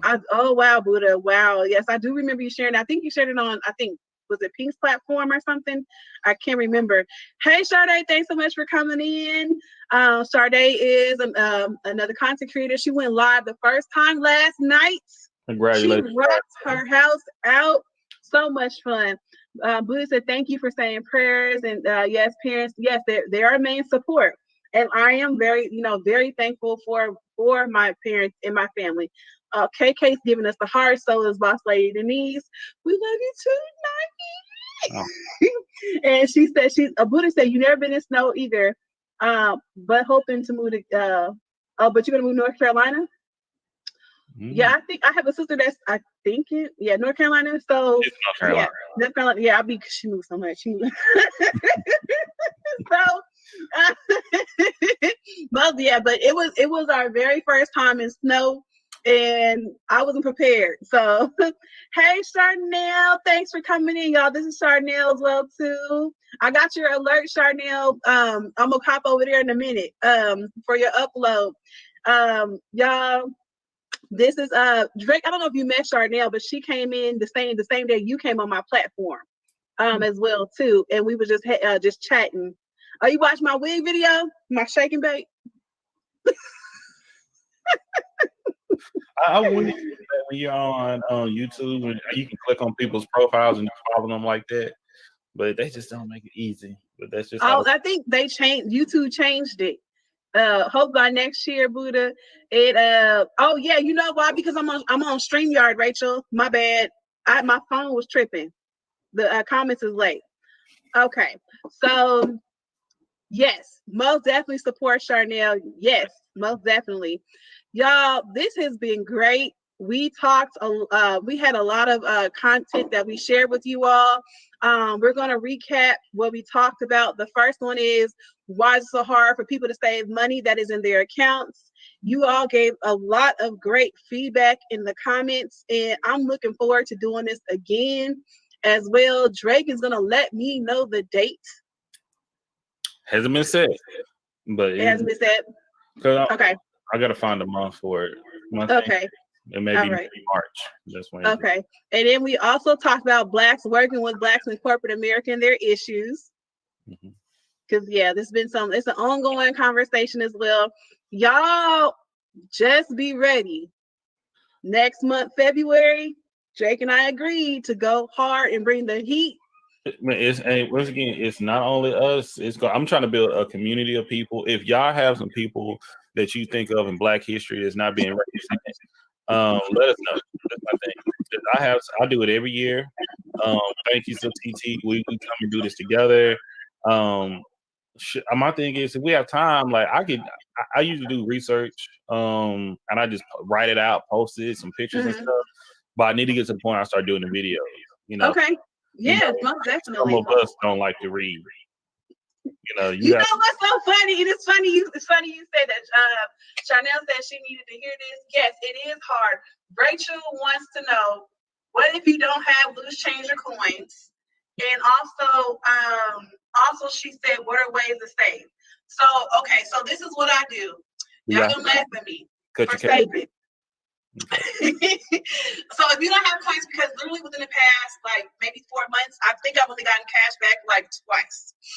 What I have done is for my paychecks, I have a certain percentage go to one account that I don't touch. That's that. Now, because we haven't really been touching actual money, within the past couple of months, if you want, what you could do, this is for you, whoever gets your tax money back as well too, is take a percentage of your tax money and go put it in a credit union. Credit union gives better interest rates. Absolutely. Because the banks, you may not even get a penny. Like, for instance, I had, I think one time I had like $300 in my account for like 3 months, and the bank credit union, they gave me like $50 from interest. I think they did revisit their interest rates like, a couple months after that, but that was just like an idea as well. Also, some banks or credit unions have to where you can put a certain amount of money in an account and save it for like 6 months. But the flip side to this is that those accounts, savings accounts, they're not interest-bearing accounts. So that means that if that money's in that account, it just means you can't touch it till the end of your term. But you will not incur any interest on it as well. So just be mindful of that. Good ways that I save is what I try to do now. I do curbside groceries. So where I know how much my total is before I step out the house. I also try to stick to a shopping list.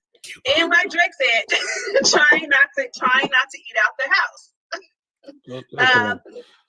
Like first of all, Kayla said it earlier, budget. Write out what you spend money on. Write every single thing down that you spend money on. Okay. Yeah. Look at what subscriptions are you using and not using. Man, I still got my subscription to Audible that I need to cancel today. I got like 9 credits that I ain't even used yet. And then we got to look at what's something else to save money. We said eating out, use fuel points. That's a huge thing to me. You use fuel points? I don't get that much. I don't get that much gas. I think I don't get. I'm a couponer. Okay, I don't care how much money I'm gonna have. I'm a couponer. I am too, because I ordered some pizza and I said, I know Papa John's got a coupon somewhere. You feel? I got $5 off. And make an account for savings. Make it account for coupons. Make it account that's like if I sign up for something that I know I can use and I know they send me deals, I make an account. I don't add that account to my phone, so I don't want to do out of notifications. So you want to see that? Yeah, most but definitely. I'm looking for it. Well, we got more comments. Charnel said, "Oh, yes, Charnel, you are right." Okay, so I'm gonna go back and okay, yeah, I'm gonna definitely go back and change the topic. I definitely appreciate that too. Yeah, we're gonna have to change this because what did I put on this one? Hanging with everything culture? No, for the comment, the title. Oh, I don't know. I think I put everything. Okay, hanging out with everything culture podcast. Okay. Oh, yeah. Yes, thank you so much. You have like 5 bank accounts. I do too. Man, and diversify, but make sure when I'm trying to learn more about investing, and get the kids to invest too. Follow Earn Your Leisure on Instagram and YouTube as well. Your Leisure? Earn Your Leisure. Yeah. There's 2 black men, and a lot of people go to them and they got some great knowledge about it as well. Invest with other people you trust, Yeah. I definitely would do that. KK said, I opened a savings account that I only deposit, never withdraws. Also, I had a cash jar every month. A minimum of 25 goes in the jar. So that way you know that it's there. And yes, Everything Culture, he does have a podcast. They be getting it cracking in that podcast, just letting y'all know. So he has been very good. I was even afraid of you using language. I wasn't worried. Oh, thank you. Hey, another thing, like I'm trying to get a lot of my old episodes out because on my new episodes, I'm not cursing that much. Like I wasn't even tripping. I was expecting it, but I'm just like, how like when you go to church or when your parents around you, certain things you can't say. I know. Trust me, I know. And once again, the podcast started out like, man, just doing something, and more I started like.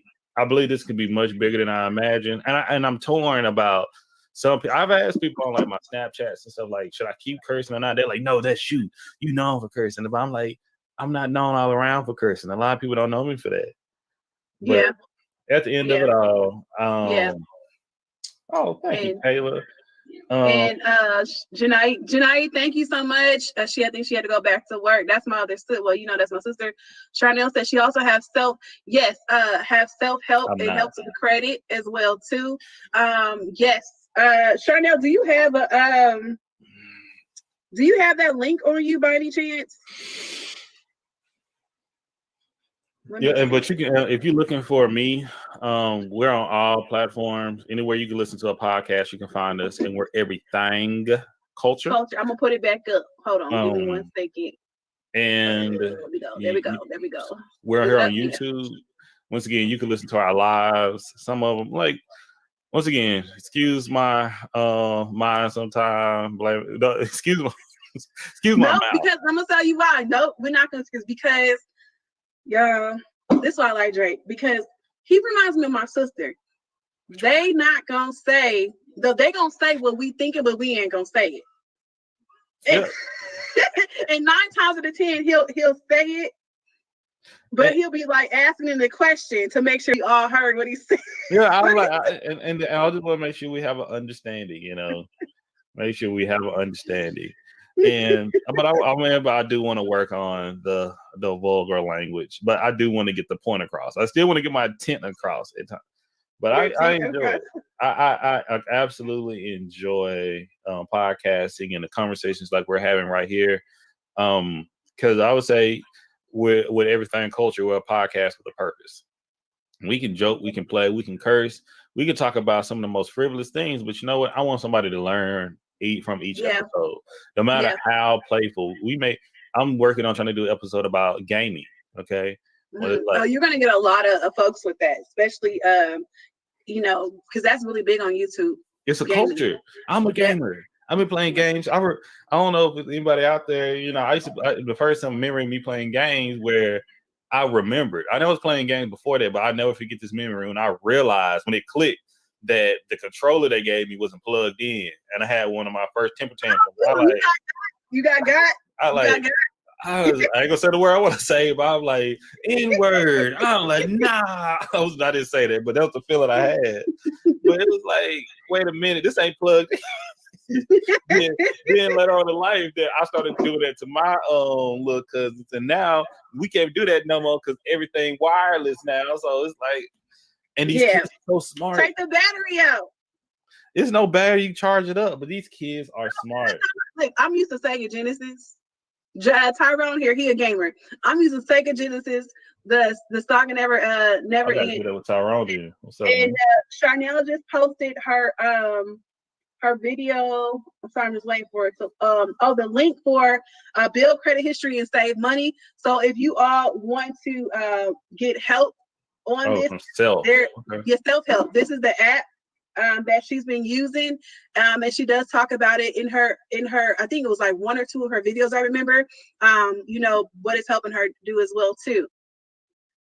Yes, Tyrone is a gamer, and he literally is he's really dedicated to say it's a lot of gamers on there. So I'm looking for a few gamers. So I want to we do one-on-one for the Makes of You, then we have a panel with maybe 3-4 gamers.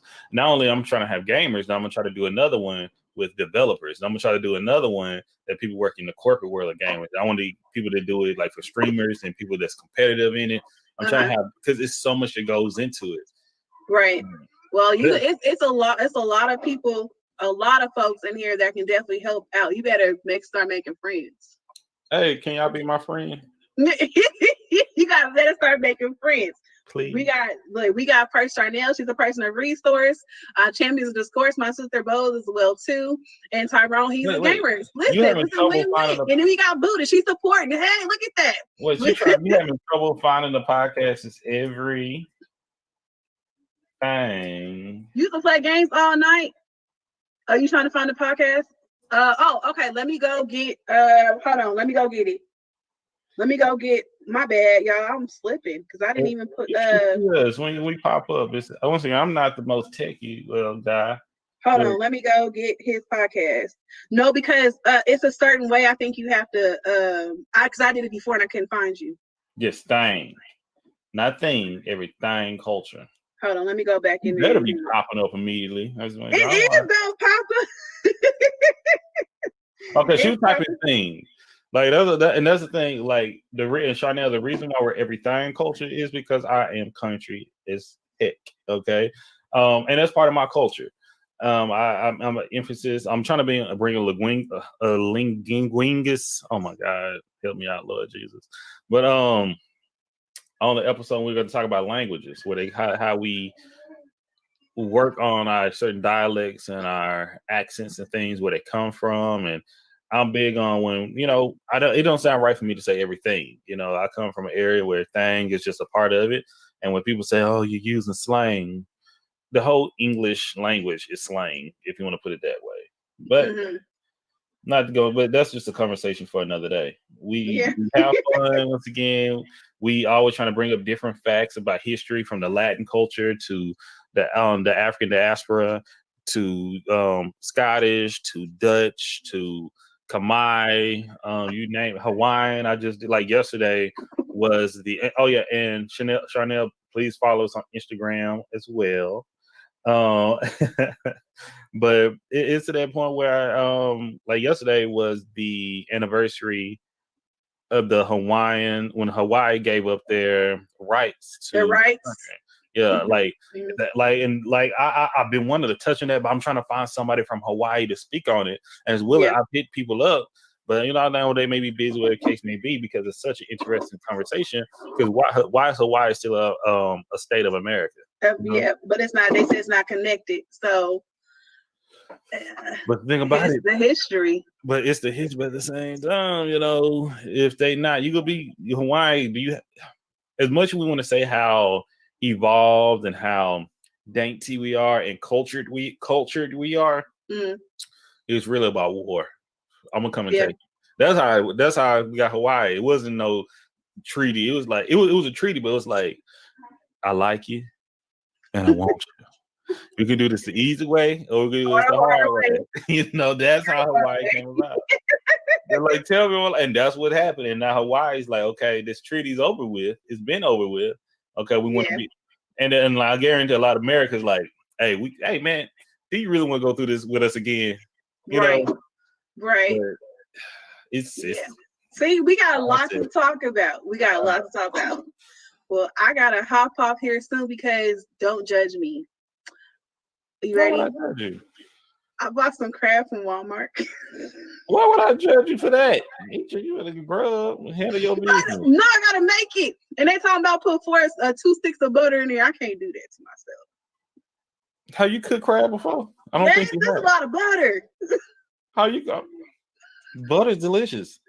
Don't listen to me. Y'all. Listen,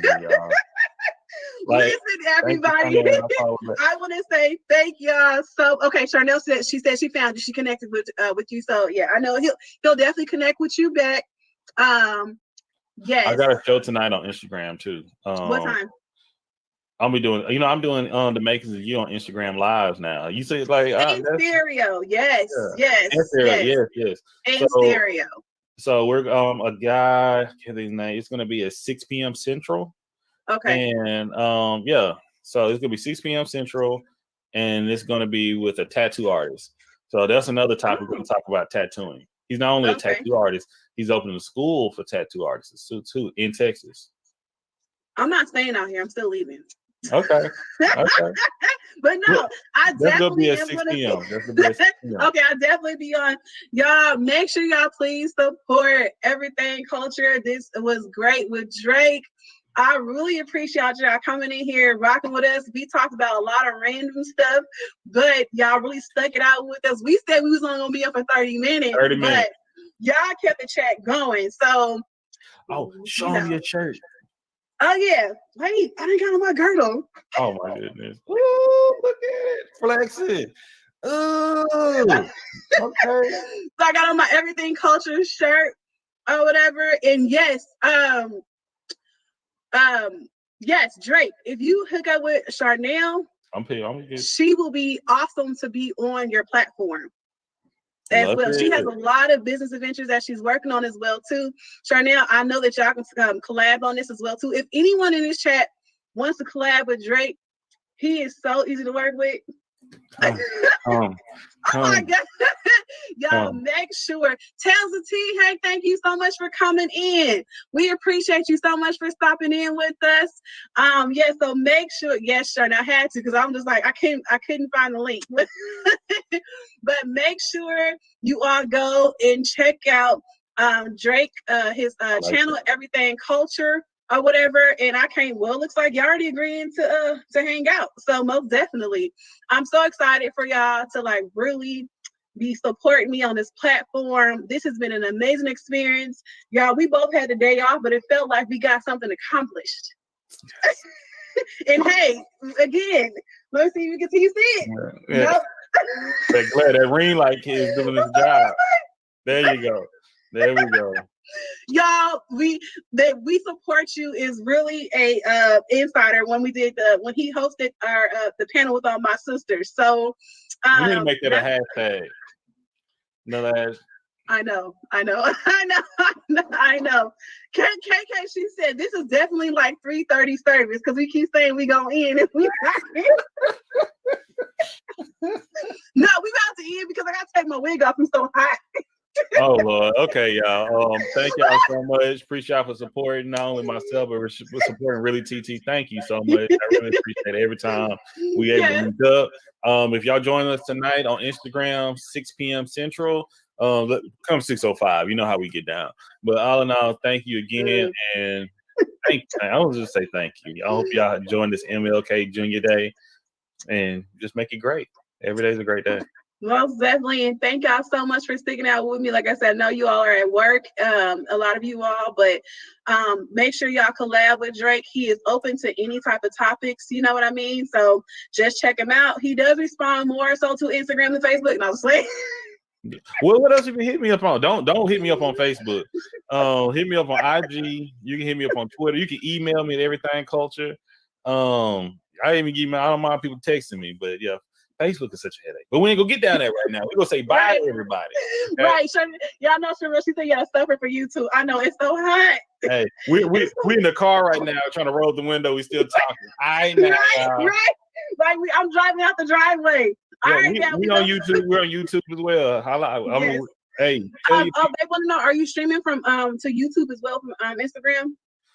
Can you do that? I thought my sister does. I don't know. I don't think so, but I'm gonna put it on YouTube, but it could be later. So I think I just showed my address by accident. Whoops. Well, I didn't see it. Okay, good. Nobody's seen it. Okay. All right, y'all. We will see y'all later. Drake, I guess be on the lookout for the messages from everybody that's gonna hang out with you. And we will see you tonight at 6 p.m. on Drake's side, 6 p.m. Central Time. I'm gonna go make my crab. If it's the epic fail, I'm gonna record it. If it ain't got enough butter, you know what? It's fine. Just put the butter in. Hey, Leo. All right, y'all. We will see y'all later. Thanks so much for crabs in the barrel. Yes, most definitely. I know I can be ghetto, but I'm fun. So blunt people's opinion. Yes.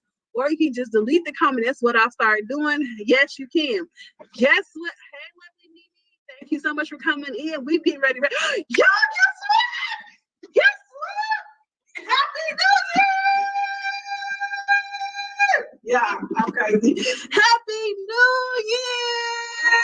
Central Standard don't be going crazy! Happy New Year! We made it! Thank you, Jesus. We made it. Happy New Year! How y'all feeling? Happy New Year! I'll make sure I'm going through these comments. Yes. So, we learned to lose other people's opinions. We've learned to really spend more time with our family. We've learned to make sure you set a plan for a bright financial. Also think about writing a personal statement. Increase your awareness or thoughts. Also build value every day. Make sure you build value every day. Make a commitment to fitness. I made my commitment, y'all. We gonna see how this is gonna take. Hey y'all, welcome back to my channel. It's time for another story time. All right, so let's get right on into it. So this particular incident, I was talking to someone, wasn't as Hey y'all, welcome back to my channel. It's time for another story time. All right, so let's get right on into it. So this particular incident, I was talking to someone, wasn't that serious. We had agreed to go on a date. It really wasn't a date. Just certain things that I witnessed during that time was not ideal. So, okay, we agreed to go see Nobody's Fool. Now, first off, preparation. He wasn't prepared. I had said I'm gonna go, to the store to get myself, a snack or whatever from the store because I hadn't eaten lunch. Now, scale back a minute. So this was during the week during matinee hours. I had dropped off my kids to daycare, and I was like, I feel like working half a day today. And he's like, what are you doing? I was like, oh, I'm going to work half a day today and then I'm going to go to the movies, right? Okay, fine, whatever. So by the time it was lunchtime, I went to the store to get myself a salad pack and I put in my purse. You know how we do in movie theaters. Hey, let's just be real. Okay. So he was like, well, can you give me an energy drink? And I'm just thinking like,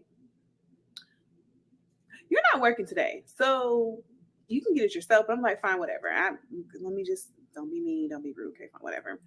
So get to the movie theater and got him his little energy drink, fine, whatever. I had my salad already, under my scarf in my big purse. And we get to the ticket thing, and the lady, she was like, okay, she's like, here's your total. And he looks at me like, look at him, and I'm just like, it's like, oh my God. I was like, oh my God. I was like, so I ended up paying for my ticket. He was like, struggle. He had a struggle debit card. And I was like, this is so embarrassing. Like, you asked me out initially, and yeah, whatever, fine, whatever. So he was like, are you getting popcorn? And I was like, no. I was like, I already have my stuff or whatever. He was like, oh, well, I guess I'm not getting none either. I was like, in my mind, I was like, oh my God, like this is not happening. Ironically enough, we were to go see Nobody's Fool with Tika Sutner. I think that was her. I think that is her name, but it's Nobody's Fool. So movie's going good. I also had, I had some peanuts or M&Ms or something. So like I had eat my salad or whatever, and he was like, "Oh, you hungry?" And I was like, "Yeah, like it's a movie, like be quiet, right?" So it's like it's us sitting at the top. It's like a couple sitting at the bottom on the right, and it's like another it's like I guess like two females or friend, I don't know, on the side. So it's literally six of us in the movie theater. So he was like, are you gonna share your M&Ms and peanuts? And I was like, you know what? You can have it. I don't even want it. Just take it, right? So then he sat there and he guzzled down his energy drink. So I had water, wasn't tripping or whatever. Movie is going on, and things are happening. You know how things happen in the movie. You know how when people talk back to the movie at home. This man was talking back to the actors, full on like he's on bass speaker, talking back to what they doing and talking about. Oh, she know that Bi is wrong, and in my mind, it's more like a chick movie, right? So, but he's literally talking back, talking about she knows she wrong. I'm like getting really embarrassed because I was just like, there's just certain things you just don't do or whatever. Then this part is embarrassing. He literally takes his feet and plops his feet on top of the seat above it, but he made a big old production about it in the middle of the movie. When I tell y'all, I was so embarrassed. I I mean, nobody else really said. I mean, it was only like four other people in there. What were But I was in my mind. I was like, hey, I was like, can you like keep it down a little bit, or like at the movie we're in public, whatever. He was like, they ain't gonna say nothing to me. But I was like, oh my God. So then after that, he was like, the movie was like maybe like it was coming to an end. He was like, "Oh, she knows she wrong. I wish a Bia would and blah blah blah." And I was like, "This is not how you supposed to refer to females." And in my mind, I was like, "Never again, never in life will I ever go anywhere with this man ever again." He had a problem with his debit card. He invited me out to go to the movie theater. Didn't pay for my ticket. I mean, okay, fine, whatever. I mean, I was able to pay for myself, but bummed a energy drink off of me, which I feel. Then you try to bum popcorn off of me, but I said I wasn't getting popcorn. Then you bum my snacks. Like, no, can't do it. So I think that was like literally the last time I talked to him. I wouldn't respond to his messages. I couldn't do it anymore. I said, this is not something I want. If you embarrass me in public or in person, I couldn't do it. So that was very embarrassing for me. I don't think I ever looked at that movie ever the same. I just can't do it. It's just certain things that, I just won't put up with. Like, no. So if you invite me somewhere, I'm going to clarify with you what does that mean. Now, I say, you know what? Yes, we can do a Dutch date. You take care of yours, I take care of mine. So Yeah, I would never look at the energy drink the same. He had a NO5, the blue energy drink. I would every time I see that energy drink in the store, I always think of him, and I just shake my head. But yeah, that was an embarrassing moment. I'm very glad and thankful that I was not in my actual town because no one knew me out there. So, but yeah, I will never in life. I will never answer his call ever again. So that's my story time. Very embarrassed about it, but hey, it is what it is. Thanks so much for listening to my story time. Peace out.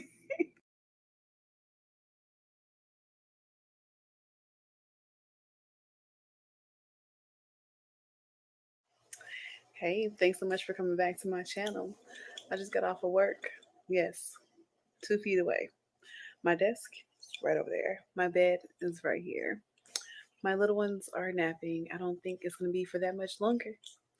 So let's go ahead and talk about another story time. I think we got about 5 more minutes or so. So there was this one time I was at the grocery store, of course, minding my own business. And this gentleman approached me. I was actually in the baking aisle, just getting some products for my mom. She was making a 7 Up pound cake. Now, if y'all haven't had her pound cake, I promise you, you're missing out. I digress. Now, he said hello. I said hello. I went on about my business and just, trying to make sure I had everything on the list because I did not want to go back to the store. Like, once I went to my mom's house and dropped off everything, I didn't want her to be like, did you forget X, Y, and Z? So I was just really concentrated. So I had to go to the juice aisle. Unbeknownst to me, he was behind me. I don't know why, but whatever, fine. He asked me how my day was going. I said, it's going great. Hope yours is going great as well. Again, I was trying to hurry up and get out the store because I had wanted to watch. I think at that time it was like Empire or whatever. Okay, fine. So this is when Empire like first like came on the scene. So it was like really big for me to be at home when the show premiered. Okay, cool. So get to the checkout. He's right behind me. So I'm like, oh Lord, okay, fine, whatever. So don't think much of it. I ended up, checking out and we walking down the store and like I'm getting ready to walk out. He was like, so are you gonna like leave and not talk to me? And I was like, I'm trying to go catch a show. Like I'm trying to go home. So he's like, well, can we at least exchange numbers? And the cashier was like looking like, give him your number or whatever, right? So I'm like, mm, well, okay, not really, tripping too much because I'm trying to watch Empire, right? So he actually ends up calling me. We exchange number. He calls me like not even like 45 minutes later. I was like, I'm gonna call you back because I'm trying to watch Empire. So forgot to call him that night. Fell asleep. He actually texted me, and I hit him up in the morning. I was like, I apologize. I was really focused on trying to watch Empire. So I was like, let me just go ahead, just, chat with him and stuff like that. He was like, really would like to take you out on a date. What type of food do you like to eat? I'm going to get to know you a little bit more. X, Y, X, Z. And I was like, well, let's just have a couple more conversations first, to see how that goes. And then, we'll discuss, the going on a date later. Um, so we talked for like another week or two, and I finally let him take me on a date. It wasn't that I wasn't interested. I was really, I think I had a lot of stuff that I had going on. Like I was in school, was working, and I was like really, really busy. So um, he ends up taking me. Well, we met up at this really nice upscale restaurant, and he had made reservations. It was really nice and stuff like that as well. So I was like, okay, honestly, I really wasn't tripping because it was a first date. It was more so like first impressions, really type of thing. But hey, it was nice to go. So I get to the door. He's waiting for me, which is really nice. When I tell you this man had on freaking wave cap, a cap, wave cap, wave cap. Why would you have on a wave cap at a restaurant? It's beyond me. Oh my God. So yeah, I got stories for days. So I'm like, hey. He was like, what's going on? he was like, how you doing? You look so nice. You're dressed really well. I had on like a dress, I had on heels, nice slacks, and a really nice top. And because he told me where he wanted me to meet him, so I, wanted to look nice. He had on Tim's wave cap. I promise you. I mean, I'm not one to judge, but I assumed because we were at this restaurant, I had expected, a different type of attire. But okay, whatever. So I'm like, you know what? People, we all don't think the same, so it is what it. That's just me. I'm not. I don't really judge that. I'm not for someone that judge. You may think that I do based off the stories that I have to tell, but a normal person would not wear a wave cap at some Tim's to a nice upscale restaurant. Normally. Not the restaurant we were at. That's just no. And yeah, no. Like it was a maitre d there the whole get down. So I'm like, let me just get through it, and let me just see what he's about, X, Y, and Z. So we get seated, and we get our water. He asked me, did I want to drink anything? And I was like, oh no, thank you. I don't know. I didn't know him really, at all like that. So one thing I do keep in mind, I drive my own car and I don't drink. If I'm around someone I don't know. It's just a rule of thumb for me. So he was like, oh, order whatever you want. He told the waitress, order, she can order whatever she wants. It's on me. It's on me. I got this. And I'm just like, oh my God. So this is what it's gonna be. It wasn't too many people in there. If y'all don't know, I get embarrassed real easily, especially when you're in public and it's just not the right type of vibe. So I'm smiling. The waitress, she was like, okay. She's like, he said you can do whatever you want. And I was just like, in my mind, I know I can because I can afford it, right? So I was like, okay, thank you. So I can't do nothing but smile. So he's like, yeah, you get whatever you want. You get your appetizer, you get your main course, you get your dessert, and you get to take some food home if you want. And I was like, thank you. So I ordered my food, and when it was his time to order, he was like, "This was it. Yeah, let me get a Well, how do you make this? What's this white stuff on top of the vegetables?" I'm like, oh my God. So the waitress talked to him and was like, oh, well, it's this. He's like, well, is it creamy and watery, or is it just? He's like, I don't like that type of stuff. I was just like, in my mind, I'm like, there's other options. So I really don't say nothing. I let him do him. I'm praying to God that the conversation goes well. So yeah. So we get our food. Um I guess he had wanted some more bread. He was expecting it to be more than what the order called for. So he was like this to the maitre d'. And I was like, oh my God. So I looked, like the maitre d' and I looked at each other. I was like, and I just mouthed. I was just like, and I put my head. I was so embarrassed. I was like, Lord, I'm said I'm not gonna drink, but I'm gonna need some water or something because this is not cool. So he sat there, snapped, and the maitre d' was like, can I help you, sir? He was like, yeah, I think I need some more bread.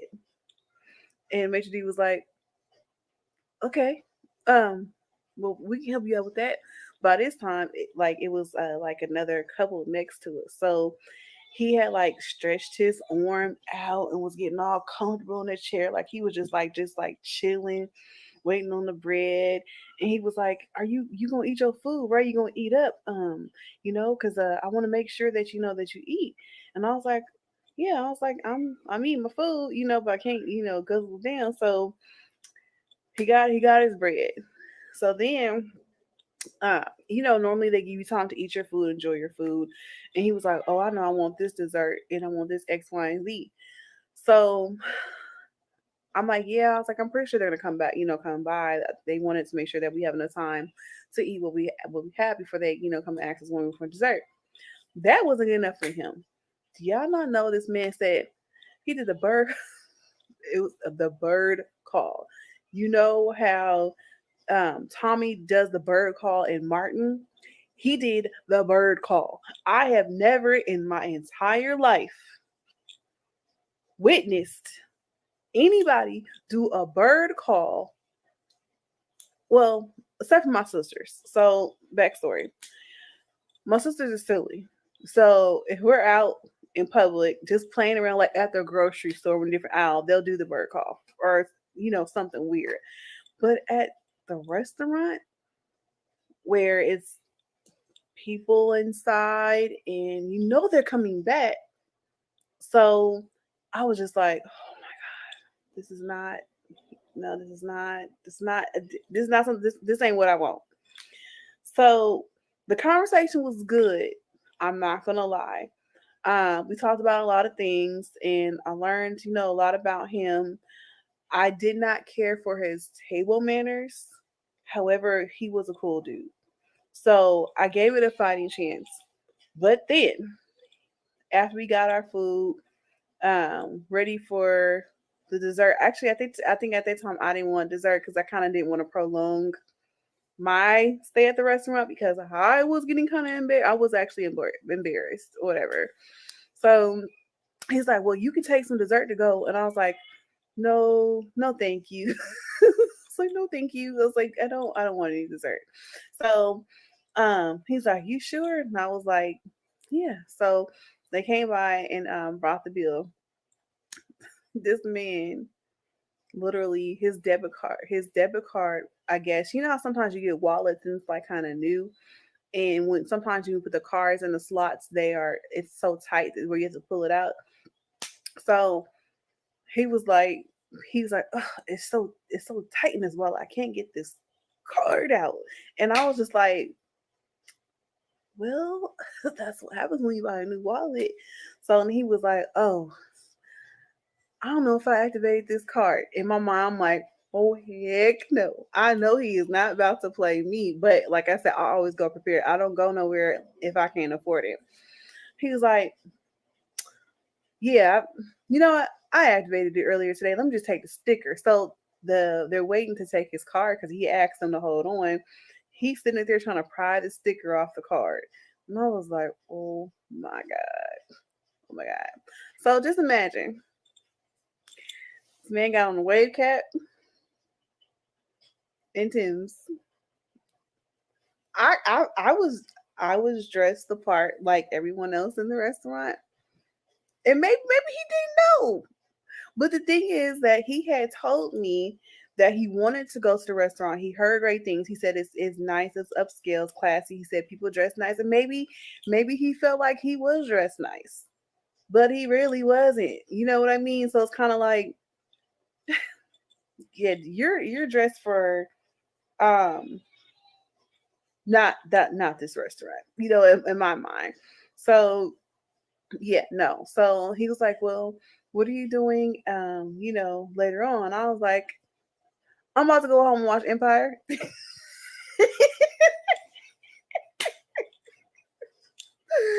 Oh God. So, yeah, no.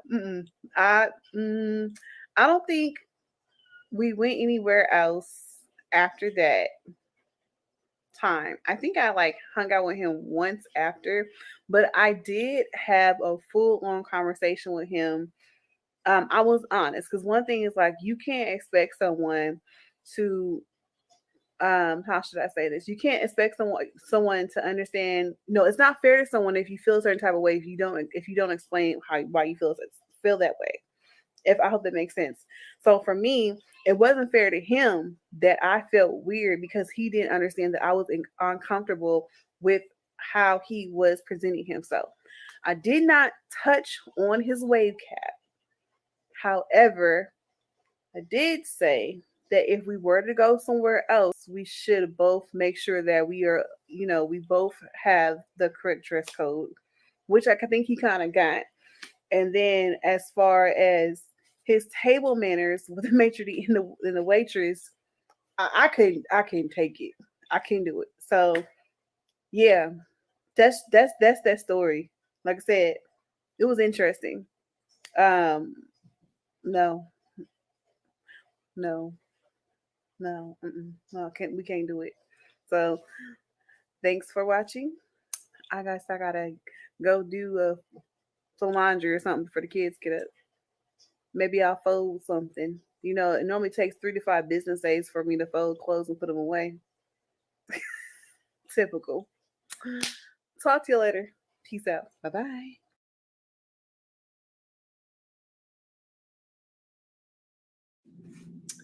Hey, thanks so much for coming back to my channel. I have a quick story time. Now, this story time is very interesting. So, getting right on into it. So, it was literally maybe about, I want to say like 8 years ago, I think. I used to go to reggae night every Saturday night. And with this particular place, I went to reggae night every Sunday night. Now, I would always go, never miss a Sunday. I love reggae music. It is like, I just love to dance. So when I went, I used to pick up one of my friends. Well, she's an associate now. I don't really talk to her anymore, but there.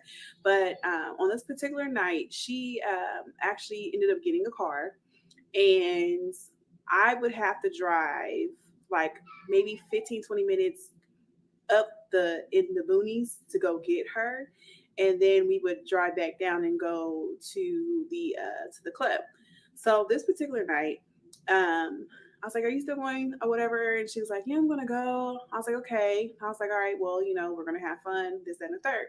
So I get ready, go to the club, and I hit her up, and I'm like, "Where you at?"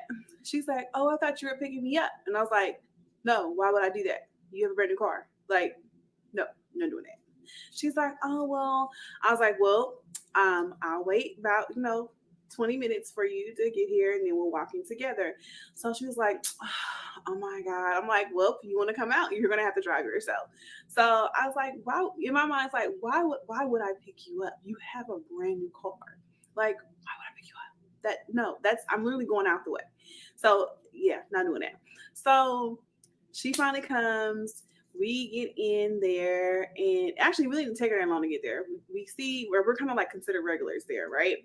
So we get in. I'm really cool with the security there, and it was so many people there that night. Like, for whatever reason, it was like packed, like packed. Like it was never, ever, ever that crowded before. Like, we danced the whole night. Like, it was no sitting down. It was, the DJ was like off the chain, off the hook, whatever y'all want to call it. It was like great. Like, we danced with different people the whole time or whatever. And I was dancing with this one guy, not really tripping. He asked me if I want to drink, and I was like, no, thank you, because I had to get up and go to work the next day. He's like, "Come on." He's like, "I'll take you to the bar." And I was like, "No." I was like, I'm good. Like, I don't, I'm fine, right? So if anything, I think later on in time I ended up getting some water, but I didn't for that night. That night especially, I had to be at work at like 7. And by the time I would have gotten home, it would have been like maybe like 3 o'clock. So I've only would have gotten a couple of hours of sleep. So the spirit in me said, no, or whatever, right? He was like, "Come on." He's like, "I'll even give you the money to go to the bar yourself." And I was like, "No, thank you." So I danced with him another song, and then that was it. Like, I just was dancing with other people. So other guys. So then, club was, slowing down. The DJ, said this is the last call. He came back to me. He's like, "Are you sure you don't want to drink?" I was like, "No, thank you. I don't want to drink." So I ended up, switched dance partners and started dancing with somebody else. So I really wasn't tripping. So my friend, who is a security guard there, a male, club's getting ready close. He came to me. He was like, "Hey," he was like, "I'm gonna walk with you to your car. Just wait for me." So I'm like, whatever. I mean, he normally walks me to my car every night, but I was like, okay, fine, whatever. So the lights came on and we were getting ready to literally go. So I was like, it was like 5 minutes. I was like, my car is just like right out, like it's around the corner. Like I'm not tripping, right? So he had came out, he said, "Hold on." He's like, I'm coming over, right?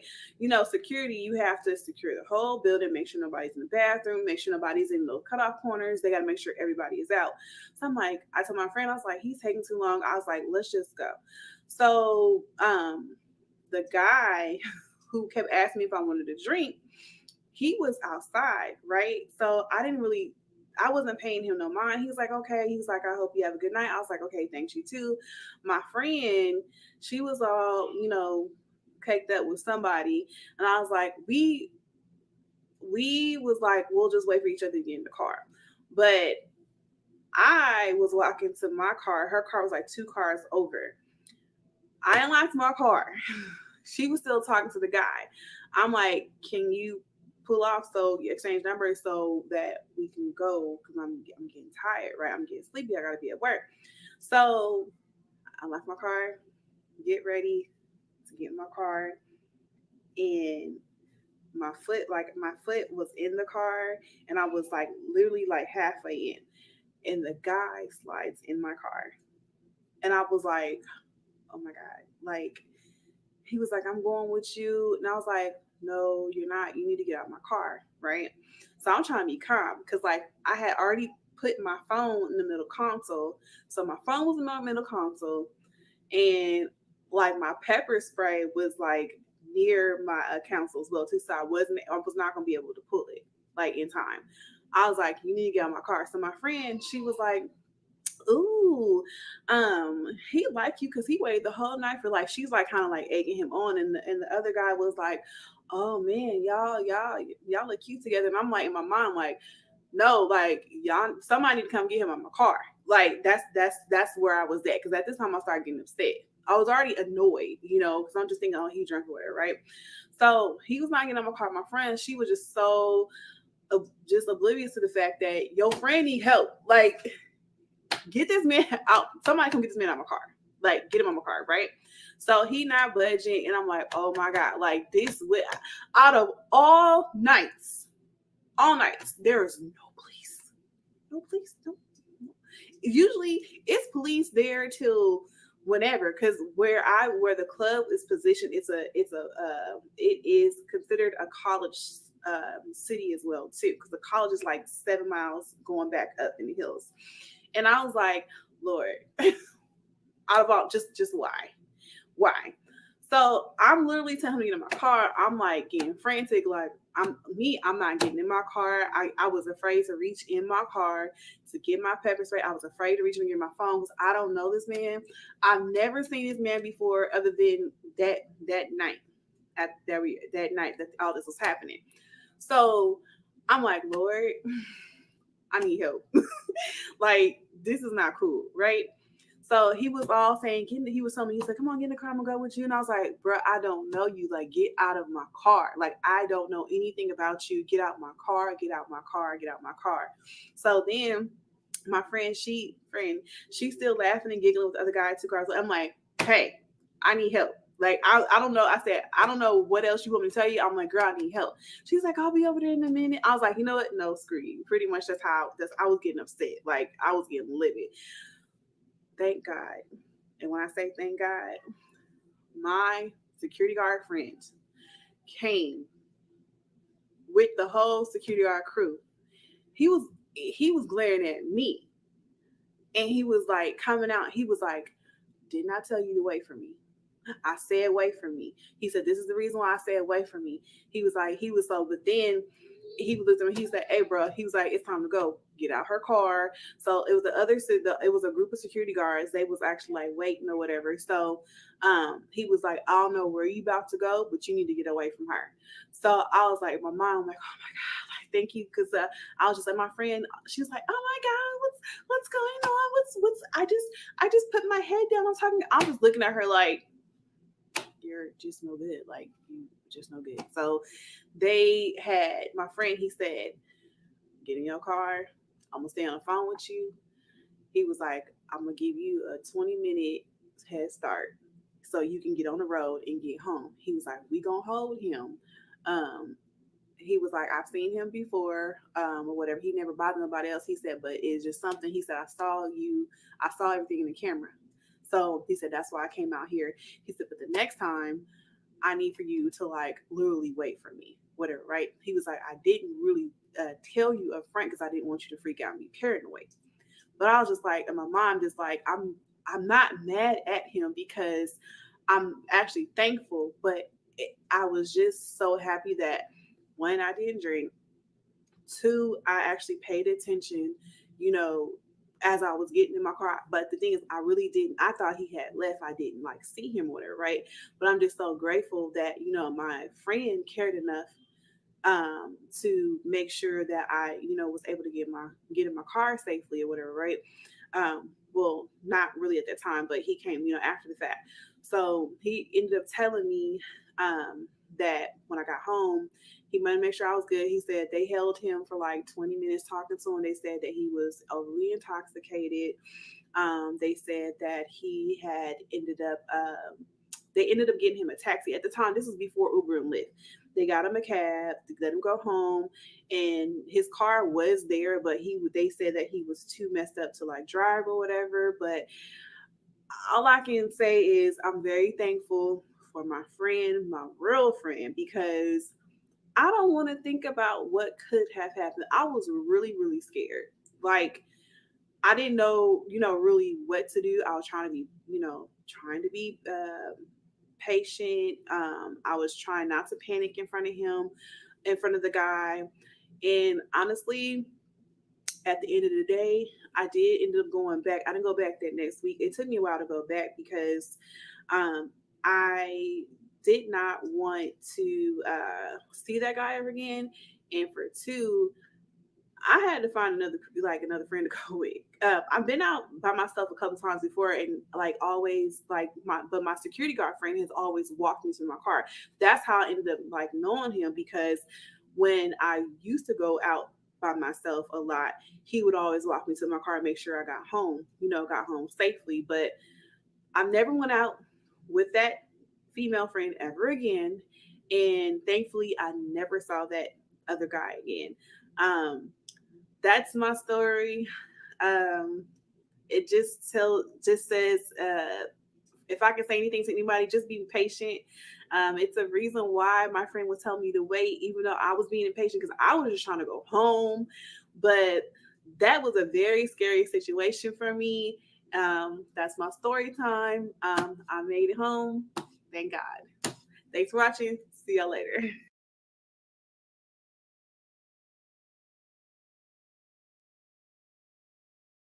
Hey, let's go ahead and talk about love. What comes to mind when you hear the word love? For me, sometimes I see bright colors. Sometimes I think of those that I hold close, near, and dear to my heart. Sometimes I think of a song. Sometimes I think of a book or a sweet poem. What does love mean to you? What is your love language? How do you feel when you hear the word love? Does it make you happy? Does it make you sad? Does it make you sing? Does it make you write? How do you feel when you see this word love? Do you feel that a lot of people are capable of exercising the action of the word love? How often do you demonstrate love? How often do you tell those that you love them? As for me, as I've grown a little bit older, matured a little bit more, I'm very careful with how I use this word love. I have a love for many things. However, I've learned that not all the time I will receive the same response from things that I love or people. Sometimes I have to be honest with myself. Actually, I'm learning to always be honest with myself about the idea of love. Love is very important. You should have it in your heart. Everyone should be able to experience it. I love you.